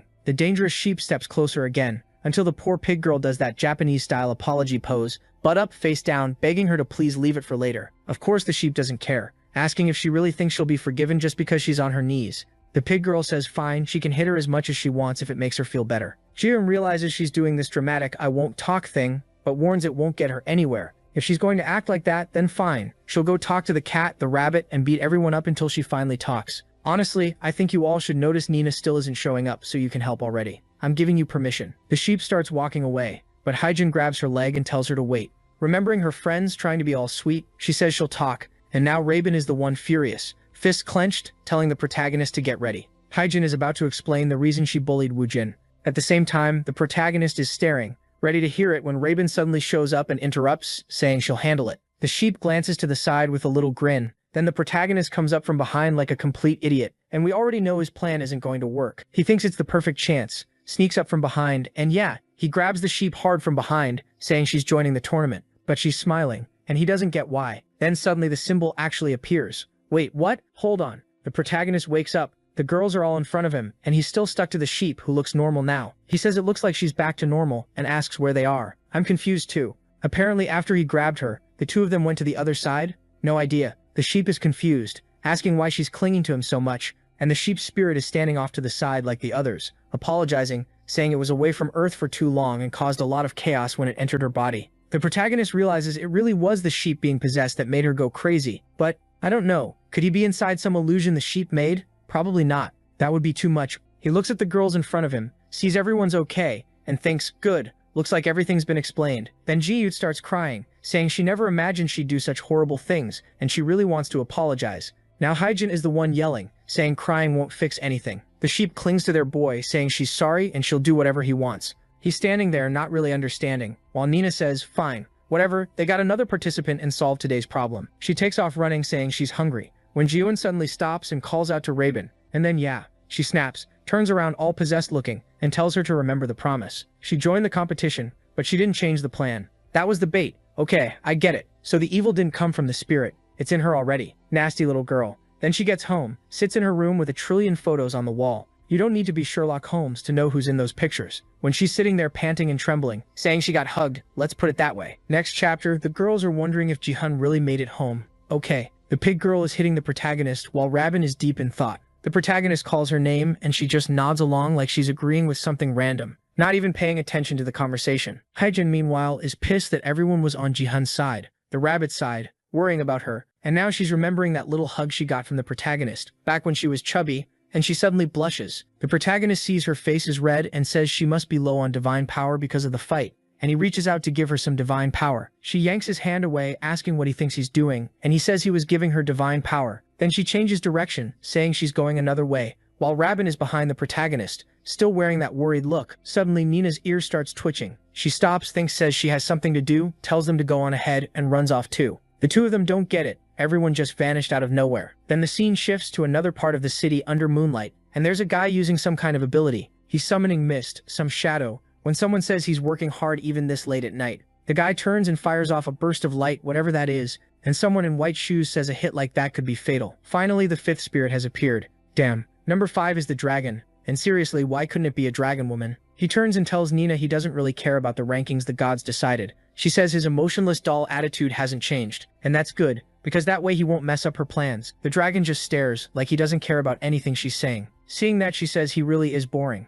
Then she turns and says, good, now she's sure he's here, and she's counting on him if something like this happens again. He says he's not doing it because she asked. This is his mission, not a favor. She says fine, whatever. Then he tells her she's still pathetic, acting exactly like she did in the past, all desperate. That hits a nerve, and she tells him to mind his own business. The dragon doesn't react, and she keeps walking. He sighs and says not everything goes exactly as planned, as long as that person is nearby. No idea who he means. Back to the protagonist and Rabin heading home. They're walking past the convenience store. The two of them are talking about how much has happened this past week, with all these animals showing up. She says yeah, and the weirdest thing of all was that kiss just now, with her first kiss getting stolen by Ji-hun. They stand there kind of not knowing what to say, and then he asks, what were you trying to say about Ji-hun earlier? When she was about to attack Haijun, you yelled something about how you were going to do it. What are you going to do? Rabin lies and says it was nothing. She was just trying to stop her. But what she really wants is to ask Weijin something. He asks what? His mouth right here. She wants to know if he's ever kissed anyone. You can tell it's a Korean story when the big issue is a kiss. If it were Chinese, she'd be asking how many kids he has. He goes into that same loser speech as always. No, I've never kissed anyone. I don't have a girlfriend. I'm a loser. I'm trash. But she yells at him to stop it. He's an amazing person. He's wrong if he thinks nobody likes him. He's the kindest, nicest person she knows. Then she turns all angry and tells him he needs to have a little more confidence. She sends him home while he's still standing there, all awkward. She slams the door and puts her hand to her face, trying to figure out how she's supposed to do this. Yeah, do what? Exactly. Meanwhile, the protagonist flops onto his bed. He's already gotten a third of the 12. The problem is he only has 100 days, so he can't slow down. He still needs 8 more. What he's also wondering is when Nina is coming home. It's hard for her to be away this long. The scene changes and we see her running through the forest. Someone in a cloak is rising up into the sky with spirits swirling around while she's on the ground screaming and crying, saying it doesn't count, that it's not fair. The white-haired woman tells her not to be sad because soon they'll meet again. Back with the protagonist, he's crying, wondering if he fell asleep again. It's the same weird dream he's been having every night. It feels like it's Nina next to him, this dream person in strange clothes, who looks like Nina and is crying. When he looks at his glasses, they look all smeared. He's dizzy. They really gave the kid a makeover. He goes to the mirror and freezes, staring at his reflection like, what is this? But the chapter ends, and in the next one, there's screaming that scares Rabin, who's outside. She's wondering why he's taking so long, and yelling when they promise to go together. When she opens the door and shouts asking what happened, she sees him. There were already girls competing before, now he's full-on Chad. Easy explanation. The guy went to sleep and woke up with his sexy look unlocked. Nina is waking up too, asking what the problem is, while Rabin is at the door yelling, asking where his glasses are. Then the cat is surprised too, and the protagonist turns around like, what happened? She touches his face and says he looks really similar. He asks similar to who, but she's just bright red. He tells her to explain, but she says it's nothing. He doesn't look like anyone. Woojin is sure something happened to him. Did some spirit latch onto him? What's going on? Now she's blushing hard, saying she doesn't really know either. And he says she definitely knows something. Suddenly she points and says she might not know, but someone there does. Robert, or more like something inside Robert knows. The judge's powers are getting stronger. The spirit comes out of the girl, reacting in this oddly specific way. Then the spirit explains that the more animals join the tournament, the more power the judge needs to control them. That's why his strength keeps increasing. The protagonist says there wasn't much change with almost any of the others, so why did this happen all of a sudden when he captured Ji-hyun? The spirit explains it's because he's capturing them way too fast. All these changes that were supposed to happen gradually ended up happening all at once, and now that it's started, every time he captures a new animal, he'll change a little more. That's the natural process of him gaining power to control the Zodiac tournament. He's still kind of confused and is about to ask Nina something, but he notices she looks shaken, like she's in shock. He puts a hand to her face asking if she feels okay. She looks like she has a fever, and then boom, she freaks out, turns into a cat and starts bouncing all over the place. He's like, what is happening? Nothing. She's just acting like that, and Raven is starting to get it too. The world is brutal, if you're short. Because of course the biggest evolution the protagonist gets is that Raven notices he's way taller. He says his uniform used to be really loose, but now it fits his body perfectly. She just says she doesn't care and runs ahead. Anyone watching would think he turned into a celebrity. There are a ton of people crowding around the classroom asking if that's really Woo Jin.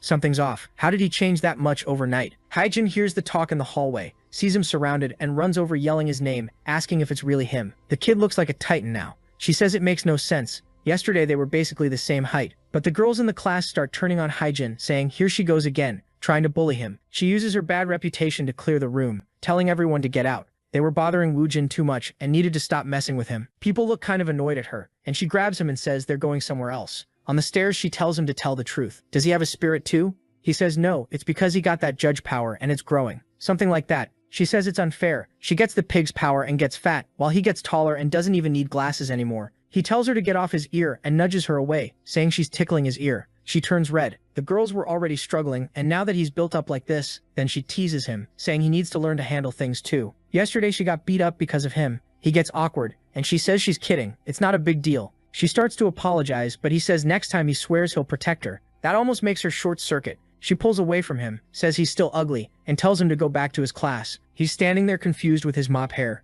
and then he leaves. While she's fuming, saying she's the one who's going to protect him. She's never going to be protected. Robin suddenly shows up and calls her. Out of nowhere, she asks what Haijin thinks of Woo Jin. Haijin says it's obvious she thinks he's a loser, but Robin tells her to be honest. She wants her opinion of him as a guy. Haijin looks away and says, as a guy she wouldn't give him a chance in 100 years. If you were a little more mature, maybe. Robin looks surprised at the maybe, and Haijin gets embarrassed and walks off, swinging her arms saying she's leaving. Robin goes back to the classroom, but today everyone's talking about the protagonist. Yeah, the game changed, didn't it? When everyone was talking about you, it was fine. Now that it's my boy in the spotlight, suddenly it's a problem. She's mad because everyone's talking about his looks, but to her his charm wasn't about that. Then we see the favor Jihoon asked her for earlier. I thought it was going to be something way weirder, but she just asked Robin to help her get together with Woo Jin. Robin asked why, and the sheep just said it's because she loves him. And now Robin is thinking, well, she doesn't have a choice. She has to help. You do have a choice, girl. Free will still exists. Next scene, they're walking home. Robin says school has been a total mess this week. He says honestly a day without all this spirit stuff would be nice,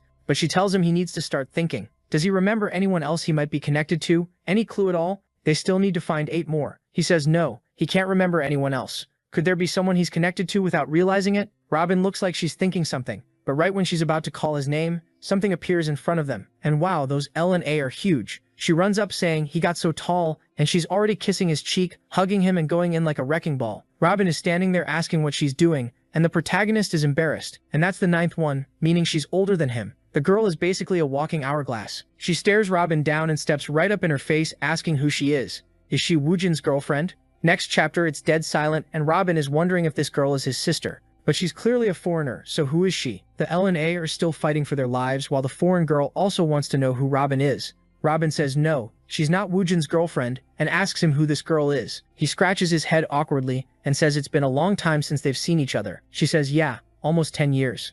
We go back 10 years when the protagonist's family always spent vacation in the same isolated little town. With not many friends there, he felt lonely. He's looking around when someone suddenly says, hey, what are you doing there, idiot head? It was Woo Jin, who could tell right away he was a kid from Seoul. He was surprised she was a foreigner, but spoke Korean. She went over to greet him, and right then this grandma with no mouth showed up. She asked if they were hungry. That's when he met the local shaman, and he started staying with Woo Jin. I still don't get the vacation part, because he's basically living there, sleeping there, playing video games, doing everything. And it still hasn't been answered. Where are this kid's parents? That's the obvious question. I guess we'll find out eventually. Next day, they're splashing water on each other, having fun, but then she suddenly starts coughing blood into her hand. Here comes the rare disease. He offers her his back and carries her, and she looks kind of sad. Then one day, when his vacation was about to end, he went to visit, and she was gone. Back in the present, he tells Robin that after that, he found out Woo Jin went to the United States to study, where her mom was. But now she's back, and she's back clinging to him from behind, saying those days were perfect, that they were together all day long. Robin jumps because this girl came in bold. Woo Jin, still embarrassed, says back then they were basically like siblings, but he thinks it's strange. He's feeling something now that he didn't feel back then. Feelings, okay? Not anything physical. Woo Jin tells him she felt awful leaving without being able to say a proper goodbye. He turns, grabs her hand and asks how things were in the US. He knows she needed treatment. Did it work out? She says yes, but then smacks his butt and tells him to stop interrogating her. And she starts reminiscing about when they used to bathe together. He says things are different now, they were kids, but she says he's grown a lot. He looks like a man now, while he's still awkward, saying it's weird seeing her show up after all this time. So she came to visit, right? How long is she staying? Yeah, no. She moved into the house across from his. The L and A are still fighting for their lives. Robin, uncomfortable, asks why that spot of all places. That's when Robin's mom shows up, recognizes Woo-hee and says she heard about her from the protagonist's mom. So Robin's mom is the one who brought her, while Woo-hee is already clinging to her, thanking her for all the help with the move. Robin's mom says she'll introduce her to the owner of the area and they leave, with Woo-hee turning back with that little smile, saying she wants to see Woo-jin later. The two of them just stand there confused. At least Robin is sharp. Right away she says if you knew each other before, maybe she's part of the tournament. But she notices the protagonist looks totally thrown off. He didn't like that at all. She slams the door in his face and leaves him standing there confused. In her room she throws her backpack down and fumes, scratching at her own head. Then she grabs her phone and calls the sheep, who asks what's going on, and Rabin asks if she's free to meet up. Wow, when that sheep is in its normal form it's already strong, but when it channels those little Baphomet horns it's straight up dangerous. The main guy gets home and Nina's there on the bed acting weird, scratching herself. He's thinking, okay, like Rabin and everyone said, I don't need to worry, these powers aren't going to change me that much. The second Nina hears he's back, she immediately asks if he's got any news about other people with divine powers. And now the artist is trying to make my boy look all sexy. Like, check out my abs while I talk. There's someone who might be a candidate. Nina turns bright red. Then he asks her, moving closer, if it's possible for someone really far away, like in the United States, to have become a participant. But she hesitates, and he tells her to just say it already. Why isn't she answering? And then she blushes again, turns into a cat and starts bouncing all over the place. He grabs her midair while she's trying to break free, telling him to let go. But then she transforms back and ends up in an awkward situation. Out of nowhere, the protagonist is acting all smooth. He's like, Nina, we're not going to solve anything like this. You're keeping everything to yourself, aren't you? Tell me your secrets. She's completely red. Hun, what? He gets off her while she's got her eyes squeezed shut. She opens them and sees he's already beside her, asking what she's talking about. He suggests they go for a walk to relieve her stress. He says he heard that when a cat keeps jumping side to side, it means they need to burn off energy. But she says she doesn't feel like walking. She'd rather adjust to the human world, or try to find other people who might be part of the competition. He calls to her and says she needs to understand they've been looking for those people ever since they met. Sometimes it's good to take a break too. They both needed it. She's about to say she's fine, but then he grabs her tail, basically calling her out, saying she really hasn't gotten used to it. She can't even hide her tail and ears. She answers that she can't, because they don't just disappear. He says at least she should start covering them. That way they could go more places. Then suddenly she slams the door. He just stands there, not understanding why she's acting like that. And then she comes back wearing a bandana on her head and a little dress, asking if it's better. He's kind of shaken and says, yeah. At the same time, he notices she's humming, so she's clearly happy. She tells him to hurry up so they can go on that walk. Honestly, the best disguise is just pretending it's cosplay. Cat ears are totally normal these days. So they're out on the street, and she's licking an ice cream, saying she can't go to a world where stuff like this doesn't exist. He asks if she doesn't agree it was a good idea to go out. But like always, she just stares and doesn't answer. He realizes nothing's changed. The only thing that keeps changing is him, because of that stupid judge power. In some ways it's better, but on the other hand, he might die in 100 days. Either way, everything that's been happening is unbelievable. He doesn't even have time to properly process how abnormal all of it is. And at the same time, he feels like something way bigger is getting closer, and he needs to be ready. Suddenly Nina calls him, asking why he's standing there like an idiot. She probably wants him to take a lick of her ice cream. She offers it, telling him not to hold back. He says it's not that. He's fine, and he smiles, thinking at least he isn't alone in all this, because he has her. Today was about making Nina happy, nothing else. Then he notices a clothing store and says they should buy Nina some clothes, because up until now she's only been wearing Raven stuff. She puts her hands on her hips and says he finally had a good idea, grabs his hand and tells him to hurry up. She's happy and that makes him excited too. I still want to know where this guy gets money, because I've never seen him work a single second in his life. Now they're in the store, and the clerk says there are lots of outfits for her to try and pulls Nina aside. The protagonist waits for a while, and then Nina shows up, obviously drawn to look amazing, in a bunch of different outfits,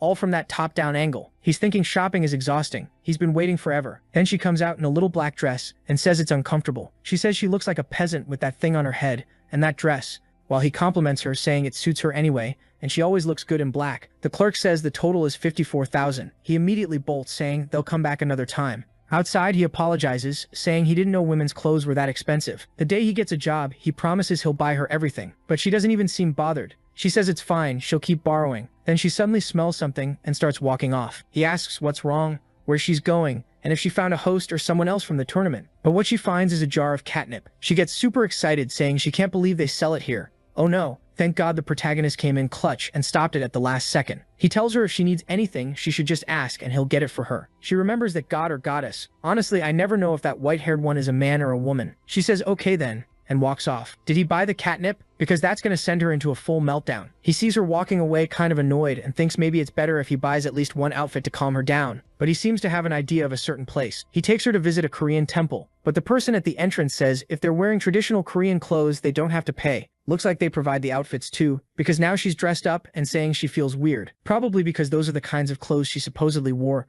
if she's really from 3,000 years ago. And the protagonist feels awkward too, saying he hasn't worn something like that since he was a kid, but she keeps seeing that other person from the past, and I don't know if that's a good thing. She's drawn to him, but it's not exactly him. She's drawn to who he reminds her of. I don't know if that's positive. She goes to step closer, but then she gets her head caught on a branch like an idiot. The cloth flies off and it reveals her ears. Honestly, it's not like she's revealing a dragon head. It's just 2 cat ears. You can play that off. Next chapter, she runs after the thing that flew off, but it lands right on top of the pond. She's standing there not knowing what to do, when the protagonist shows up and throws his jacket over her. Again, she looks at him and sees that guy from the past, and he tells her to be careful because her ears are showing. He also wonders if he can reach it, while she's thinking to herself that he's kind of showing up in her mind again. Then she remembers being in the same situation in the past, staring at the water like an idiot, when that guy threw his cloak over her, appeared beside her and smiled. Woojin says if he had a stick or something, it'd be easier. Meanwhile, Nina tries to remind herself they're not the same person. We see her in the past, approaching a village under a tree, sleeping 3,000 years ago, holding the necklace in her hand,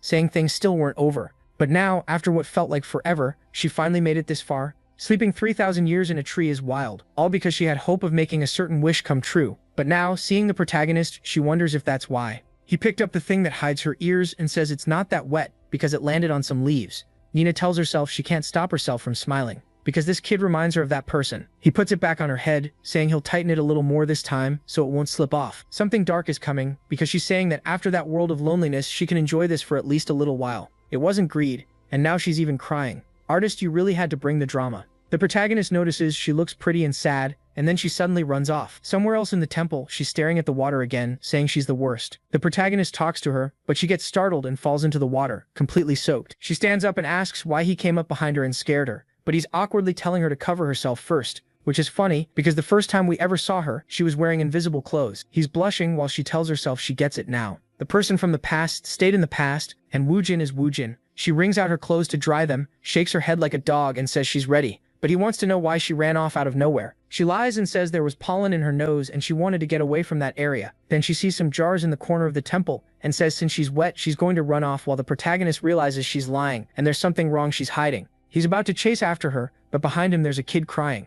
The mom tries to calm him down because he dropped his ice cream. And then this older woman tells the mom to understand the boy won't stop crying just because she pressures him. Waves appear even in the smallest hearts, but when they settle, we're all the same. That proverb comes out of nowhere. Emotions need time to calm down like the sea, so she should let the kid calm down, and then he'll explain what happened. And the kid calms down and tells his mom he's crying because his ice cream fell. That was a little lesson for the protagonist too. He realizes maybe he needs to give Nina time to calm down and then she'll explain. Maybe it's too soon. He's only known her for a month, and he already wants to understand everything she feels. He's standing there with his hand on his chest when she calls him, telling him to hurry up, so they're in the temple, and he sees a box nearby and explains it's for makeup. She doesn't even know what makeup is. Now the artist suddenly goes full romance mode. She's lightly hitting him while he says if she doesn't know what makeup is, she can just learn. He's smiling, she's blushing, that kind of back and forth. Then they're outside the temple. Their little date is over, they're heading back, and now that the romance part is done, it's time for jealousy. Bin sees the two of them coming home and hides out of nowhere. And now she's thinking to herself that if something is happening between them, she doesn't have much time left. When they're about to go up the stairs, she appears and calls the protagonist. She's bright red and he asks what's wrong, what she wants. She straight up asks him out, but it was bait. It wasn't actually a date, because next chapter, who's standing there waiting for him? Jae-yoon. She's in a microskirt, wondering if the outfit looks weird. Honestly, I'm not even gonna mention some of the outfits she wears that are way worse. She says she spent 2 hours getting ready, but still doesn't feel confident. She's stuck in her thoughts when someone calls her name. It's the protagonist, and now he's like 6 meters tall with shoulders as wide as a doorframe. Even she's shocked. She'd heard rumors, but didn't think he'd change that much. He shows up awkwardly, saying she came too early. There are still 10 minutes left, and asking how long she's been there. She lies because she's probably been there for 2 hours, but says she just arrived too. I don't get it, artist. This is just date after date. We went from one, and now we're already at another, with both of them awkward, not knowing what to say. They hesitate, trying to see who'll speak first. She tells him to go ahead. When she looks forward, everyone came along. Nina having fun with cotton candy, Reijin eating everything in sight, and Raven watching what's going on. And then Ji-yoon gives Raven a hard stare, while half transformed, and you can feel the pressure. The protagonist apologizes, saying he had to take the subway because everyone came with him like that. Right away, Ji-yoon is glaring at Raven again, like what is this about everyone being stuck to her? But of course Nina doesn't care at all. She immediately clings to him, saying there are too many people, so it's better if they stay close so they don't get separated. The three of them start walking off, while the other girl just stands there staring, and Raven comes over to apologize. She gets stared down again, and the girl says Raven better have a really good reason for all of this. Robin says she'll try to explain, and then we jump back to the night before, when she went to talk to the protagonist because she had something to say. He asks what it is, and she asks him out. They both freeze and he turns red, still trying to figure out what that even means. Then Robin explains that it's not that kind of date. Ji-hyun got some tickets to an amusement park and wanted to know if he could come along. The protagonist says, sure. Robin calls him an idiot for thinking the wrong thing, but asks if he's going or not. He wants to know what she means by thinking the wrong thing. He says he definitely wants to go, and she gets all shaken up, wide-eyed. She says she'll tell Ji-hyun, and he's like, great, everyone can go together, it'll be fun. It's his first time at a park too, outside of school, so why not bring everybody? Before Robin can say no, Nina asks what this park thing is, and he says he'll try to explain. But when he starts talking about the boats, the giant carousel, Nina thinks it sounds like some weird stuff, then goes, okay, it sounds kind of crazy, but fun. The protagonist is already thinking about inviting Hyjin, and he even wants to invite the school nurse too. Robin gets awkward right away because everyone's so excited. How is she supposed to say it wasn't meant to be a whole group trip? So she just says she'll share the date later. Back at the park, Jimla says she gets it now. This is how those two ended up stuck together again. But that doesn't help anything. And why is Robin even here? Robin doesn't know what to say. But then the protagonist calls out to them, and she gets all soft, saying she's coming. She sighs and says it's not what she wanted, but she should focus on the fact that at least Woojin is there with her. Robin says that's a good way to think about it. Focus on the positive. But her friend says if Robin wants to make up for what she did, she's going to have to help them proactively. Then there's another artist attack at the end of the chapter. This guy's a menace. At the park, everyone's saying there are way too many people and it's packed. Nina thinks it might have something to do with the Zodiac tournament, and the protagonist tells her to forget that. They're here to have fun and relax. We've been relaxing forever. Can the story start moving again?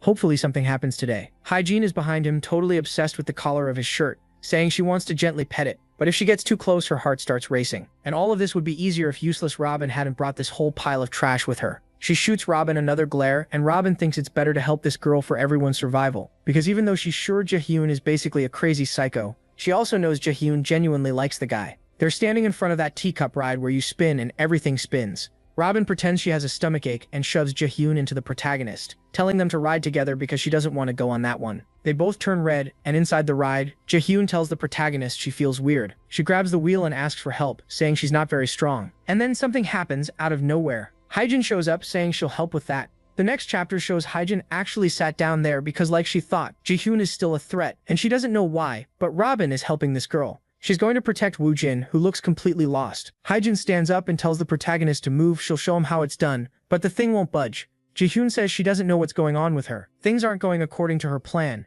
but Hyjin isn't backing down, and Ji-hyun's like, no way, she's stronger than her, and says fine, let's see. Then she spins it hard. While she's at it, she slides a little closer into the protagonist and apologizes, saying she didn't do it on purpose. Meanwhile, Nina is wondering why they made the cups so huge. The park day keeps going. Take a photo of one, take a photo of the friends, with Robin basically helping everyone while the others are sweating and fighting over the protagonist. Then comes the classic haunted house. The protagonist charges in and they go in too. But the girls have special powers. At least Robin and Ji-hyun can see perfectly inside. The protagonist tells them to follow him, and the girls, all love-struck, say of course. There's a mummy actor inside wondering who this punk is bringing two girls into this place. He's a top-tier actor and lonely, so he decides he's going to embarrass the protagonist. Then he gets stared down by the sheep, freaks out and runs off screaming, and everyone's confused because they walk through the corridors and don't find a single ghost. After that, they're on tiny bumper cars, which honestly looks violent. Nina doesn't get it. The protagonist wonders if this is really how you play, and then the fun starts. He bumps Ji-hyun a little, but suddenly, boom, she gets slammed right after she smiles. She looks back, and of course it's Hyjin saying that's how you play this game. Ji-hyun gets furious, but then the protagonist drives by and bumps Hyjin's car, and the two of them are having fun. Now Ji-hyun drops the anger and switches to drama, which is even worse. A little later they go get ice cream and the protagonist is surprised. Hyjin is enjoying it more than he expected. And now I realize the protagonist didn't even bring that childhood friend from huge LA. While they're sitting on a bench talking, Robin thinks this place is way too basic. She doesn't even get how they're having so much fun. But then she calls everyone over because the line for another ride is empty, and everyone runs off, leaving Ji-hyun behind. They go to what looks like a roller coaster, and the protagonist says since nobody's ever died on it, it must be safe. Famous last words. The girls stare each other down to see who gets to sit next to him, but when Ji-hyun steps forward, Haejin grabs her arm and tells her to stop. Then Haejin tells the protagonist to choose who he wants next to him. He gets all awkward and says, well, Ji-hyun's wearing a miniskirt like a micro-skirt, so she probably shouldn't ride this or everyone's going to see everything. That hits her like a truck. She looks devastated, lowers her head and says she forgot something back at the bumper cars. She walks off shaken, but Robin follows and asks, since when she's liked Woo-jin. Then we get Ji-hyun's life flashback, a dad who owned a hospital, and a mom who taught at some prestigious place. But they put all their effort into themselves, not their kids. Even on her birthday, she'd just get a boxed cake and be alone at home. At school, it wasn't any different. Nobody wanted to talk to her, and she just stayed in the library with the nerdy girl. That's where she met the only person who might be even nerdier than her, Woo-jin, the loser. And before she realized it, she was always looking for that filthy piece of trash. One day, everyone left a mess of books. She realized she wouldn't have time to clean it up, so she left, saying she'd finish tomorrow. But on the way out, she saw the protagonist coming in. She wanted to say something but stayed quiet. It made no sense to talk to someone she'd never spoken to even once. The next day, she woke up late and panicked, thinking everything would still be a disaster. But when she got there, surprise, it was all clean. On the table, there was a little sheep book with a message from the protagonist, thanking the library staff for always cleaning and saying he tidied up yesterday. She got curious and found out he was Woo-jin, a boy who liked animals. And then she bought a Sony camera, and that's when the stalker was born. Back in the present, she says she realized Woo-jin's kindness wasn't just for her, and she's fine with that. From now on, she'll be satisfied just watching him from far away. She gave up so easily. Come on, try harder, change.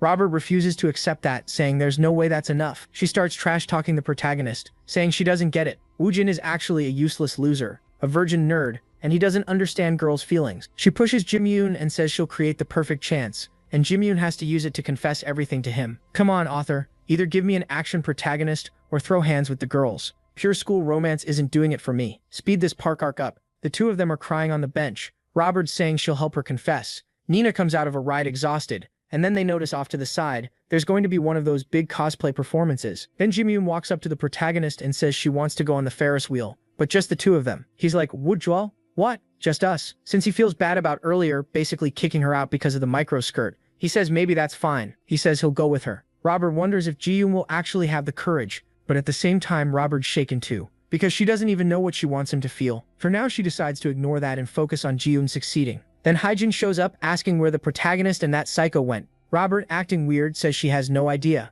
Haejin notices and starts tickling her, and Robert freaks out and ends up spilling it. Now we're at the Ferris wheel. The two of them are facing each other in awkward silence. Haejin and Robert get into another cabin and just watch. Haejin wants to know what Robert is planning. Robert tries to deny it, but Haejin is sure Robert is helping that psycho sheep cling to the protagonist. And why? Why would Robert push the boy she likes toward that girl? Haejin remembers two things: how Robin used to stare at the protagonist, and the same thing the sheep said, watching from far away was enough. Now Haejin is shaken. She can tell the vibe isn't friendly anymore. Back in the protagonist's cabin, he says the view is amazing, but when Microskirt Girl doesn't react, he realizes that's not it. He's confused. She's not saying anything. Is it because of what happened at the roller coaster? Erin is sitting there having a full meltdown, trembling, saying her chest is about to explode. She remembers Robin saying she'd create one opportunity and she had to use it. She gathers her courage, calls the protagonist and says she has something to tell him. This is definitely going to turn into a problem because it's way too dramatic. He asks what? She says she. His eyes go wide.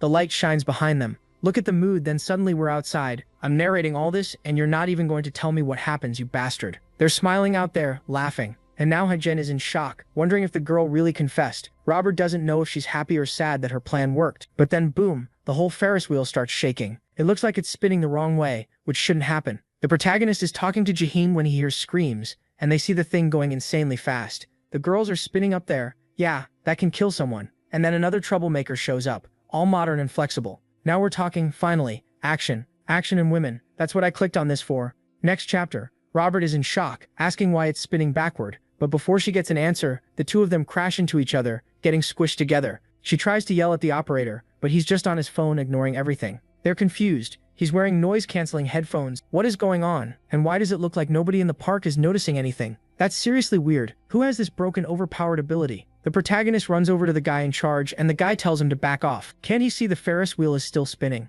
The protagonist says yes, he can see it. That's the problem. Right then Ji-hoon says it's no use. Not just that guy. Apparently the whole park can't tell anything is wrong. Meanwhile, in the machine room, there's a girl slamming down hard in her Jordans, cranking the speed up like crazy. The protagonist is confused, saying there wasn't supposed to be any animal in this competition that could cause something like this. But there are tons of people around, so how's he supposed to know who it is? Look over there, look behind you. They're hiding from you back there. Behind that white glare. The girls inside think it's something to do with Jihin. That someone tried to screw her over and now she's messing with them back. But down there she's starting this amazing transformation, saying she's gonna wipe everyone out, even whoever's making this happen. He tells her to calm down and not go around hitting people. She says fine, but at least she's gonna stop this wheel. So she powers up and runs straight toward it. And oh my god, she gets smacked like a total idiot and thrown to the ground. It's always like this. When it's an enemy, they're insanely strong. The second they become an ally, they turn into trash. Then someone asks the protagonist if his common sense is just gonna stand there. She might be kind of scary, but she's actually a kind person. That voice is coming from Jihin's direction. He's confused because it doesn't sound like her.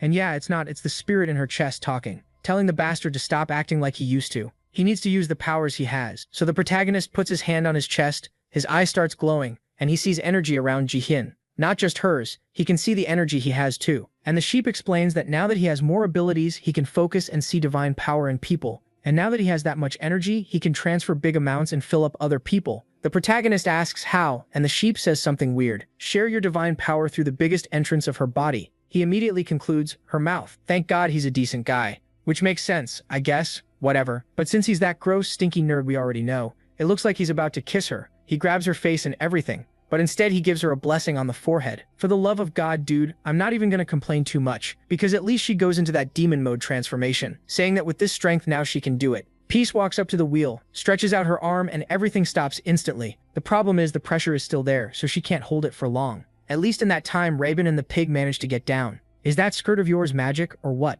Why isn't she flying upward? Raven falls like an idiot, smacks her knee on the ground, and the protagonist runs to help, but Hyjin steps in front and tells him to help her too. He doesn't really get it, and she says she wants help with power. Everyone needed a little energy, so he basically turns into some dad going around blessing his daughters. Forehead kisses for everybody. Then it's light everywhere, and Hyjin transforms with little pig ears popping out. Her stomach stays skinny. No way the artist had the guts to turn her into a full-on dumpling. Meanwhile, Jihin is asking for help because that damn pig comes over to provoke her, but in the end she helps herself and manages to block the thing. Then the protagonist points at one of the cabins and says there's strong divine power coming from there. Since the girls are still transformed, they use their strength to spin the wheel the other way and bring the cabin right in front of them. The door opens, smoke pours out, and inside there's actually a girl, staring and smiling. But the moment Haiching charges in to attack, whoosh, she disappears, turns into smoke. And not just her. It looks like everyone in the park vanished in a split second. Nina finds them right away and comments on it. Something's wrong with this park. People are disappearing. What's going on? While they're arguing about it, far away the girl of the moment is watching, saying that's the judge. He's better than she expected. Which is wild, because expectations must have been low, since this kid is trash. The protagonist asks Nina if it's possible for any of the participants to do something like that. It's the first time he's seen divine power that complex. Nina says it would only be possible if the spirit's true body had descended, which shouldn't happen. But either way, it looks like they lost the person. Weirdly, Jihin says maybe things should end, but it's her first time at an amusement park and she wanted to keep having fun, or she'll be sad. Out of nowhere, the protagonist makes that dumb face and says, well, nobody got hurt so we can still have fun. But the others are exhausted, saying they can't do any more rides. Then Raven suggests they take a photo. The protagonist looks over and Jihin seems excited, so they all go into the photo booth, everyone grabs an accessory, and on the way back, Raven is just thinking about the protagonist. Seriously, those two lost and got pushed to the side while the girls are glued to him. Jihyun looks calm now. Raven even asks what happened. Jihyun smiles and says she doesn't need Raven's help anymore. Raven freaks out and asks what the protagonist said, and Jihyun says, yeah, he's gay, he rejected her. Dude, for 1 second I was against him. But after what she says next, she says she wants to do everything for him and she'll help him in the tournament. She'll break the other girls' arms and legs so they can't run away and bring them to him. What the hell? Yeah, I accept you rejecting her, protagonist. And this crazy yandere also spills everything. What time he goes to the library, what he likes to eat, how long he stays, even what clothes he wears. The protagonist doesn't get how she knows all that. She says the important thing is she likes him. The idiot says he likes her too, but they're clearly not talking about the same thing, and she tries to clarify what she means. Obviously, he gives the dumbest answer possible. For now, I'm not really sure, I don't understand much about this, but since you answered honestly, I'll be honest too. How about we stay friends and get to know each other better? That's a punch to the gut. He says it while shaking, and she just accepts it, thinking it really is the most him answer. Back on the train, Raven asks if she's okay. Jihyun says yes, stands up and says she's leaving first. Honestly, she does seem fine. She leaves with a little photo of the two of them together, and she's happy. That was enough for her. If she accepted it, who are we to criticize the protagonist? On the way back, like always, Nina is clinging to the protagonist, and Raven is just watching. They're fired up to capture the person today, and Nina says now that he can see divine power, it should be way easier. Nina says that if that's the case, they should start testing right now. She points at the girl in front and tells him to check if she has power. And of course it's her, the LA Queen. She says hi and asks what they're doing out so late. He says they went to an amusement park. She looks them over and says it seems like it was fun. The protagonist starts activating his little power while she stares at him, asking why he's looking at her like that. He awkwardly says it's nothing and that they'll talk later. Then his friends ask how it went, and he says he activated the power but didn't see anything. Raven doesn't buy it and says something's off. They said everyone who awakens has some connection to him, so she'd be perfect since she spent childhood vacations with him. He says it was a long time ago, maybe that's not it. And Nina says fine. But then they'll have to meet everyone he's gotten close to recently. Suddenly, the protagonist remembers someone and says he hasn't talked to this girl in a while, but she's still on his friends list. He used to be the biggest loser, and now he's got old women's numbers saved. That doesn't add up. Wait, never mind. Because I just found out he was a nerd who played RPGs and met a girl in the game named Kokyo. She was popular with everyone, and somehow even in a game this miserable kid manages to be gross. Dude, you're a nerd. You were supposed to be level 999 and have her going, please help me, senpai. After some chatting, he found out she bought brand name clothes, so her family seemed rich, but she also talked about drinking, so her personality was hard to read. One day she said she wanted to leave the guild because the leaders were all hitting on her. The protagonist said that guy was wrong. He was almost 30, and she was way younger, right? That's when they started talking more. She felt safe with Woojin, the super virgin kid, and the protagonist is listening to her voice and thinking it sounds amazing. She could be a streamer. Now that I think about it, do you remember this story started with him saying he liked Haiji's foot? How did we go from a creep who tells the whole classroom he likes a girl's foot to this kid who's scared of everything? Hard to say. They kept talking all night and time passed, just messaging back and forth while he was getting bullied by Hoiji at school. The idiot's username was Master of Animals, and it looks like he planned to eventually meet Kokyo, but after he got bullied he lost confidence and never contacted her again. Nina doesn't understand any of this. She has zero idea what a game even is. Robert says it sounds plausible that this person awakened, and the other one is basically chewing on his phone telling him to call already because they don't have all day. The protagonist feels awkward. She'll think it's weird if he messages out of nowhere. Robert tells him to show her the contact, and she'll message her right now. She was online 1 second, and the next she was offline. Scene change. It's a meeting of her team. Everyone talking about how incredible Kokyo is. Her voice is so soft, so delicious. They're sure from her personality, her character, and her voice that she's amazing. Everyone's chatting like that while the guild leader, who looks like the protagonist's dad, just watches. Then the door opens and everyone blushes. A woman walks in wearing this tight, vacuum-sealed looking dress, fixes her hair, and asks if this is the guild meetup. The idiots stumble over themselves and say yes, and she introduces herself as Kokyo. Next chapter switches to a PC cafe. Everyone's gaming, and suddenly someone slams ramen down on a guy's table. He goes, "What kind of trash service is this?" Then he looks up and sees who served him. I remember her if I'm not mistaken. She's the dog one. Like literally dog. Not that kind of. Never mind. And the guys don't even care. She can treat them however she wants. If she's working, everyone comes to this place. Then right at that moment, she welcomes them. And it's the protagonist and the others walking in. Nina says the smell is weird. And Robert says it's a place men weirdly like way too much. The protagonist logs into the game to see if he can find Kokyo again. He opens the GG guild, but only a few broke-looking people are online and she's offline. He finds a guild officer and asks what happened. Did the guild die? The guy explains it didn't die. Everyone just went to the guild meetup. The protagonist asks why everyone went. What was so special that they were that interested? The guy says it's because Kokyo said she'd attend. And we're back with the guys offering her fried chicken, proposing marriage. Eat my chicken. Get out of here, you weirdos. They're all staring while she drinks a beer. Guys on the other side are staring too, saying she's sexy. She starts getting sick of chicken wings, and another guy stands up ordering a bunch of stuff. God, what a bunch of annoying dudes. But she doesn't help either. She leans in, throws finger hearts, tells them they're the best. And now they're trying to invite her to an after party. They say they'll catch the first train, which is basically saying they'll stay until 5 or 6 in the morning, and then leave. She's standing there not sure what to say, when suddenly someone says that's enough, it's already too much. It's the leader in the back saying it doesn't matter how close they are in the game, they just met in real life. They shouldn't pressure her. She's like, oh my god, he's so mature, so responsible. Outside, she's thanking him, but if I remember right, at the start of the protagonist's story, didn't he say this was the guy who was hitting on her? The guildmaster? And I'm thinking he's doing that two-faced thing, acting responsible but actually being the worst predator. Or maybe not, because she thanks him for not calling the sub-guildmaster, who makes her even more uncomfortable. The guy says he can call her a taxi if she wants, right as she's about to accept, but then her phone starts buzzing. She suddenly takes off running, hides in an alley because it hit midnight. She says this ability is a total curse. Next thing you know, she's already on the bus, while everyone around is talking about her in the chat. Oh, and we find out the picture she uses in the chat is actually edited. She's way less thick and way less, giant than she looks there. I think that's it. She made herself look bigger because in real life she's tiny. My god, we get home and she's not just tiny. She literally is a kid. What the hell? But she's celebrating, saying the meetup was amazing, and she even saw the guildmaster. And that's when we remember, a little earlier, when she took her photo and was wondering why she looked like an elementary school girl. She always dreamed of growing a little more. But because she looks like that, she decided to try using her voice to make money in the game. So she kind of, acts super nice so people would give her items, then she'd sell the items, I guess. Until suddenly one day, when those pillars of light went up, she was on her way home, and in the blink of an eye, boom, she grew and got huge. This really is the most half-baked power ever. She turns into an adult after midnight. What the hell? Or after sunset. I didn't get it. She's at home trying to figure out what's going on with her when she suddenly gets a message from the protagonist. She thinks it's weird this guy hasn't messaged her in forever, and the message is him asking if she's noticed anything strange happening to her body. She's instantly confused because they haven't talked in ages,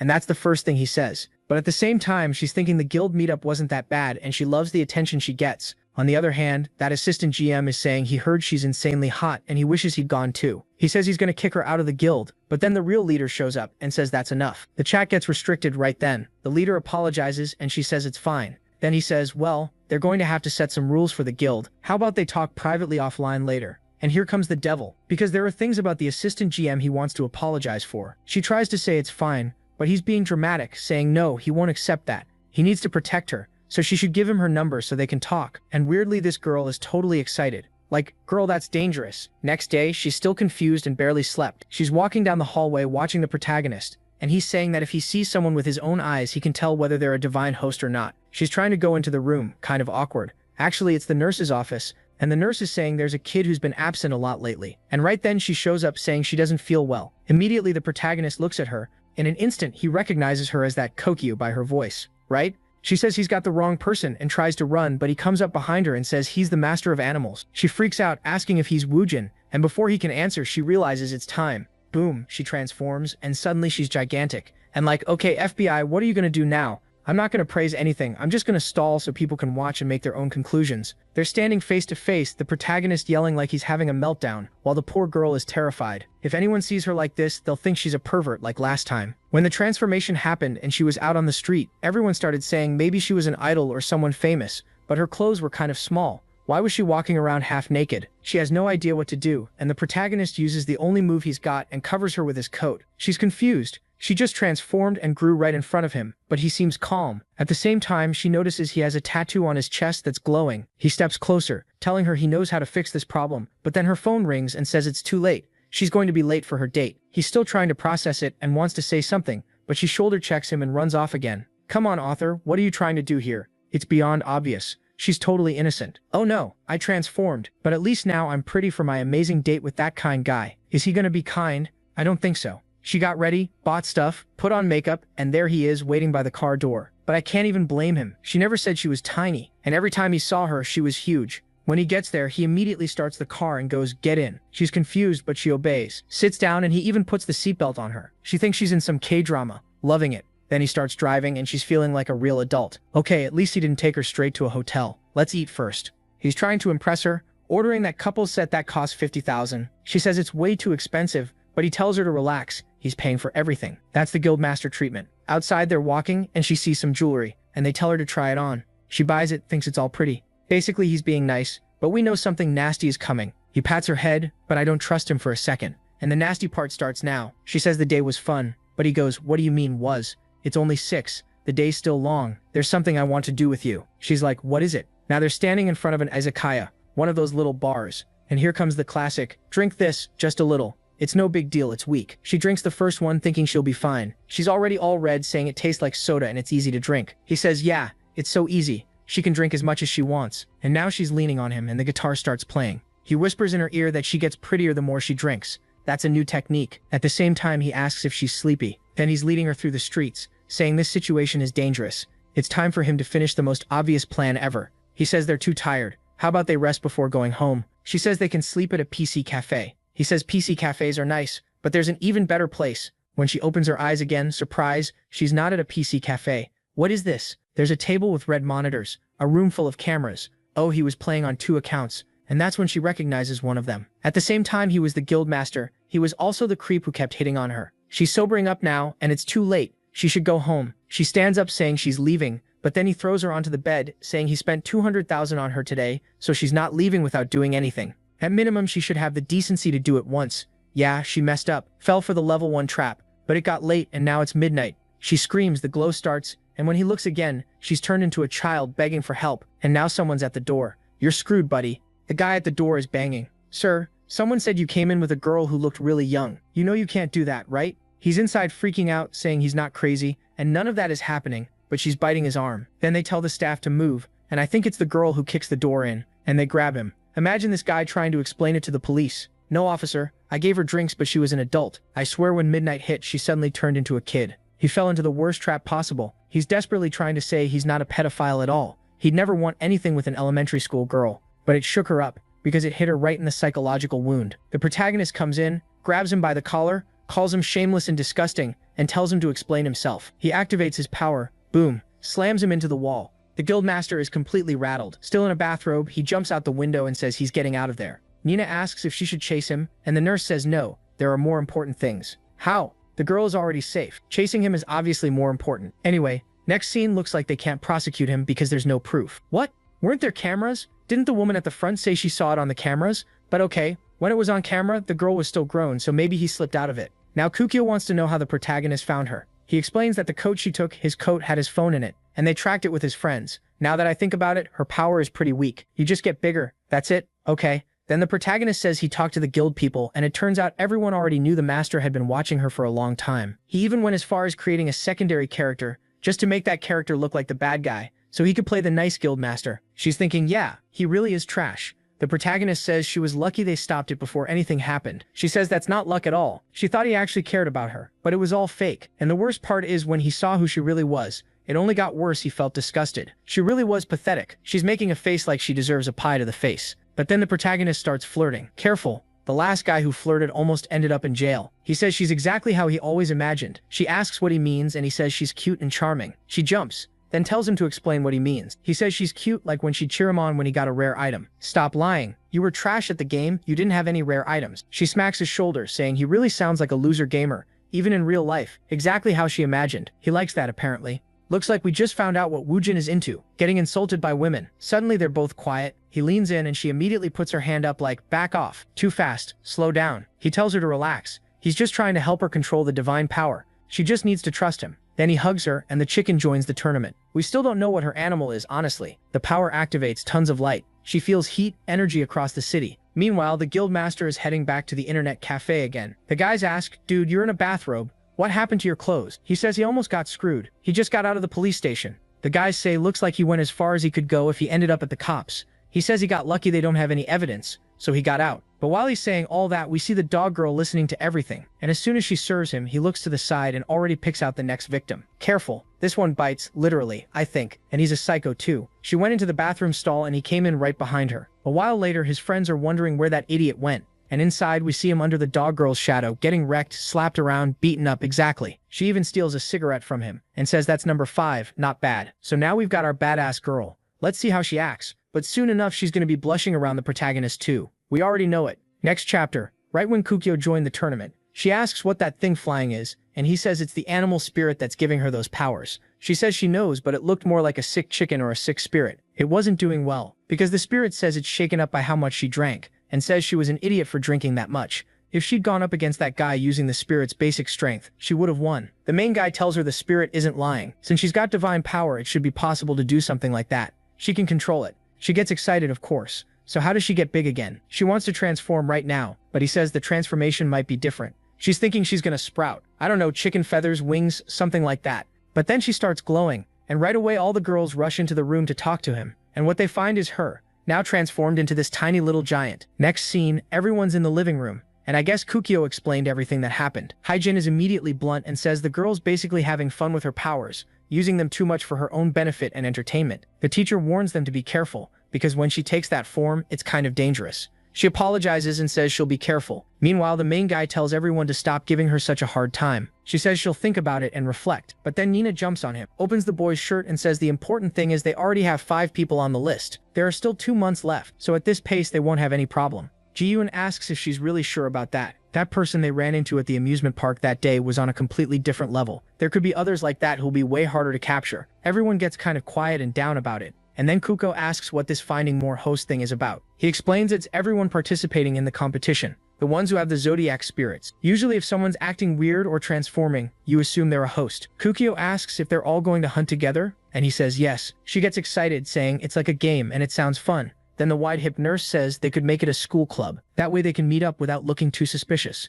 Ji-yoon suggests calling it a photography club so she can pose for Woo-jin. Another girl wants a gaming club, another wants a research club, but nobody's really into anything. The nurse says the best option is a research club, because then they can do whatever they want and just say, we're researching it, and that's that. Nina, on the other hand, draws everyone's attention, because they want to know what she's going to do. Since she's not part of the school, she turns into an angry little cat and jumps. But the main guy catches her midair and says, fine, she'll be the club mascot in cat form. Now we're at school. Everything's set up, the club is formed and running. But then we see an old guy walk into a classroom and get everyone's attention. He says it's unusual for this to happen halfway through the year, especially when they're already close to graduating, but they have a new transfer student. For a second I thought it was a girl, but the person who picks up the chalk is a man who starts writing on the board. I'm pretty sure that's the dragon, right? He introduces himself as Cheon Iji and throws out a nice to meet you. Next chapter, out in the hallways, Ha-bin is looking for someone's classroom. She accidentally bumps into someone, says hi to the teacher, and starts helping people out since she works with the student council. After a while, she's exhausted. Then her friends suddenly come over asking her for tips like how to seduce guys, because they think she's got talent, since she's had Woo-jin around since childhood. She says that has nothing to do with it,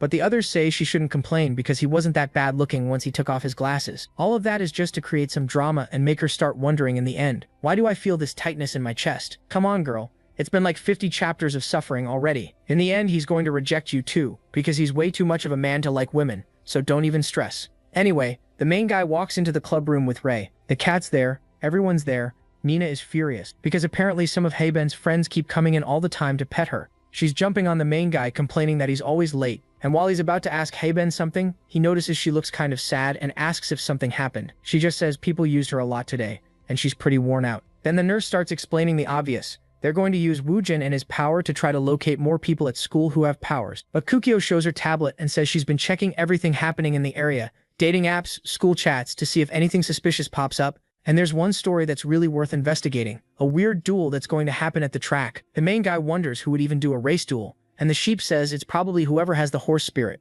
Nina agrees. Now that they've seen several spirits, it's getting easier to guess the ones they're missing. The race is supposed to be at midnight. Ha-bin doesn't want to stay that late, but Nina says if the duel is happening today, they don't have a choice. Plus, it might be the only chance, so skipping it is risky. Kukio thinks it sounds fun, while the guy who just transferred just stands off to the side watching Seonji. He walks down the hallway, nothing suspicious. Night comes, the school is empty, and they're all hiding. It looks like there's only one person there, and they're confused. It's supposed to be a competition, so there should be two. But then Woo-jin senses a weird power approaching, an absurd amount, and the girl shows up with this intense aura, and she's apparently the horse, because she's got a tail. She comes face to face with the other girl, who asks why she has a tail and ears. The horse girl ignores her, and says she should already know the rules of the duel. The poor girl says okay, but the horse girl wants to set the terms. If she wins, the other girl isn't allowed to run for a while. The girl who's competing thinks maybe that's why the club has been acting weird, and she says if she wins, the horse girl has to remove that chain tattoo and let everyone go back to normal, and also apologize to the public. While they're arguing, the group is watching from far away,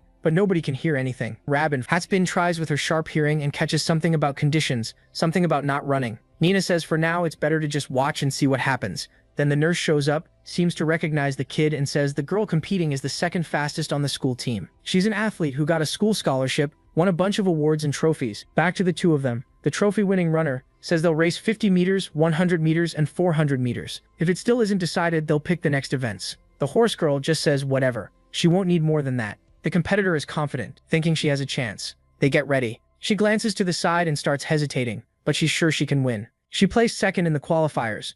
Last year, nobody was faster than her, but her thoughts get cut off when the horse girl launches like a bullet. She tries to chase, but the horse spirit girl is taking these long stretched strides, and 10 seconds later, she's already got 2 more wins. She wins the match, best of 3. The main guy is shocked, watching from a distance, wondering if that's what it means to have the horse spirit. And yeah, that's exactly what it means. They go back for another race, and she even loses the 100 meters, which was supposed to be her strongest, so she starts thinking the horse girl must be a short distance specialist, and she figures she'll win the 400. Woo-jin scratches his head, wondering how they're supposed to capture someone who's basically a pro runner. Haiji says they have Hatsbin, but Hatsbin warns them her thing is jumping, not running.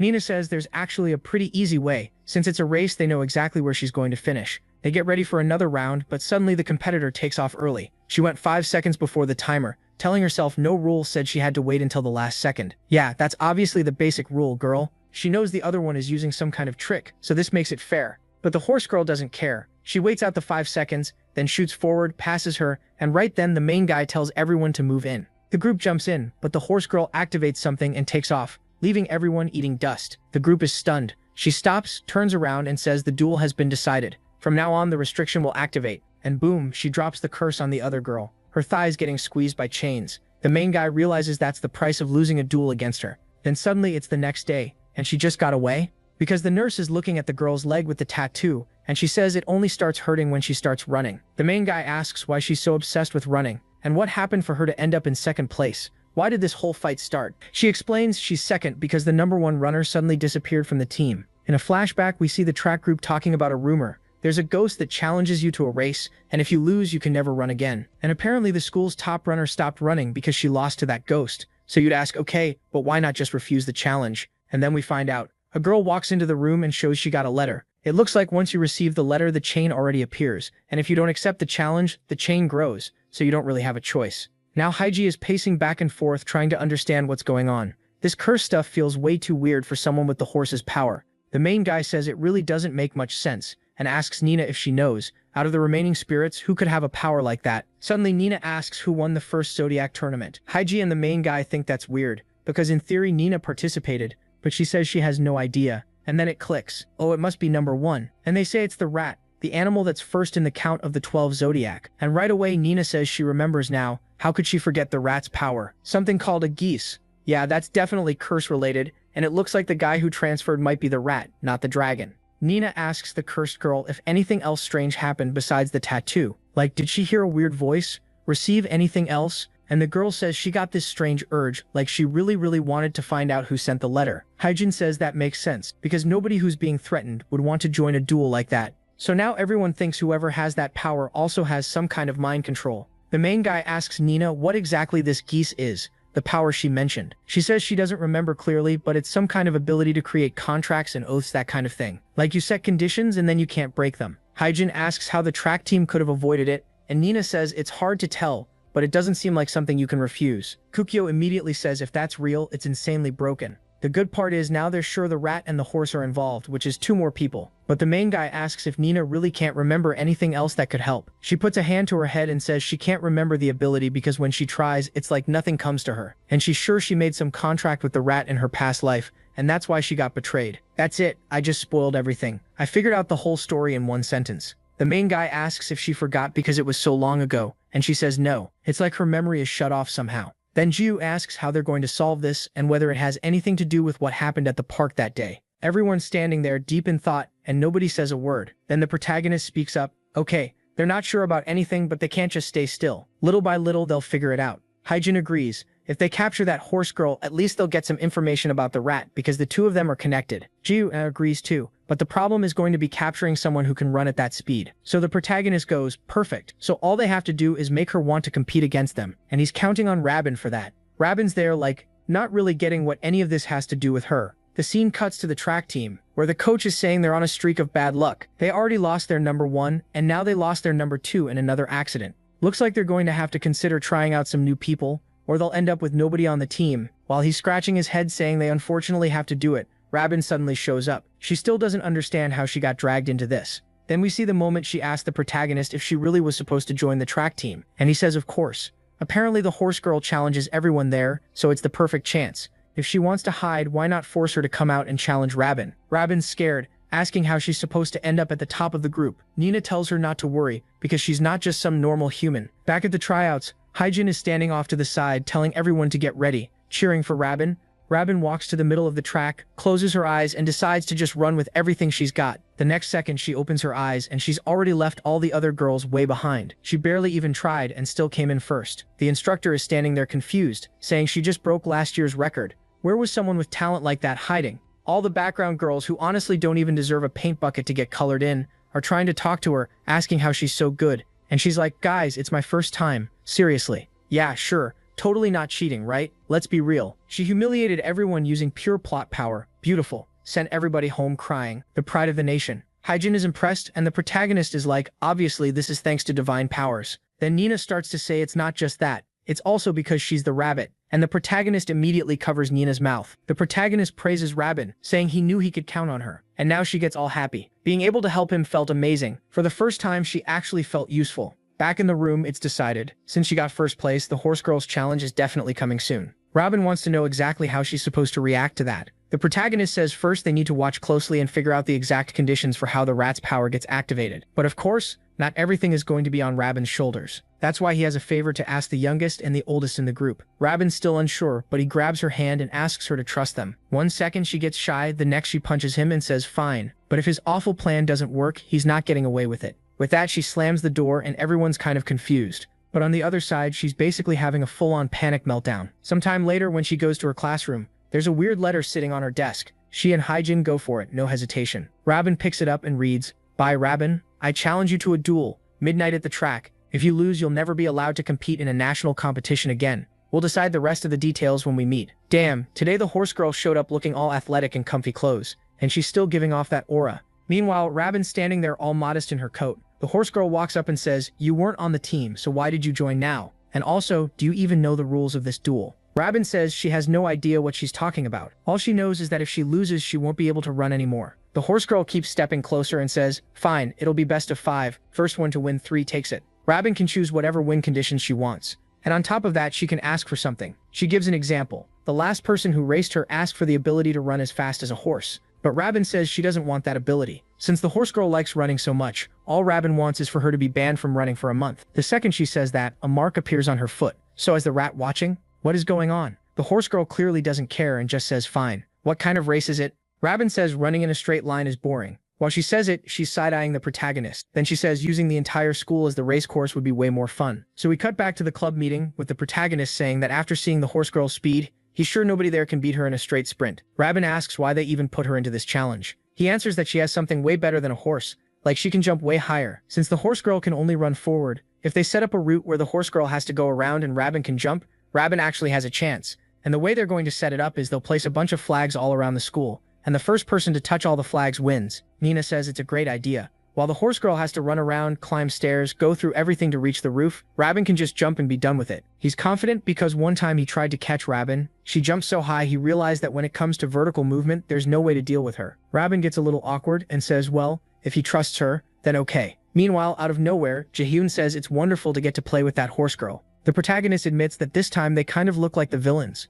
because they're making a plan that's basically a trap. Back with the horse girl, she's thinking, okay, so there are a bunch of flags out there. First one to get each of them wins, and the whole place is basically the racetrack. Now Rabin's worried the girl might say no, so she provokes her, asking, what, are you scared? You think you're not faster than me? The horse girl says fine. Then, 3 rounds, no way she's losing. With the moon in the sky, she gets ready, looks over at Rabin standing beside her and smiles. Then Rabin crouches, looks back, and the horse girl shoots off like a bullet, already sprinting up the stairs. Bam! Breaks the door at the top, spots the flag. But what she didn't expect was that the little rabbit showed up too. Robert got there first, touched the flag, and said today she's the one who wins. The horse girl calls her a cheater. But let's be honest, the real cheater is the horse girl, with her power that she uses to bully everyone. Then Robert jumps off one building, jumps to another, and she's about to reach the next flag when the horse girl manages to turn the corner at the same time. Robert touches it, and the horse girl asks what's going on, because the pig girl grabbed the flag and tossed it to the sheep girl, who says they never agreed on any rule that says you can't move the flags. The horse girl stands there asking if this turned into tag out of nowhere.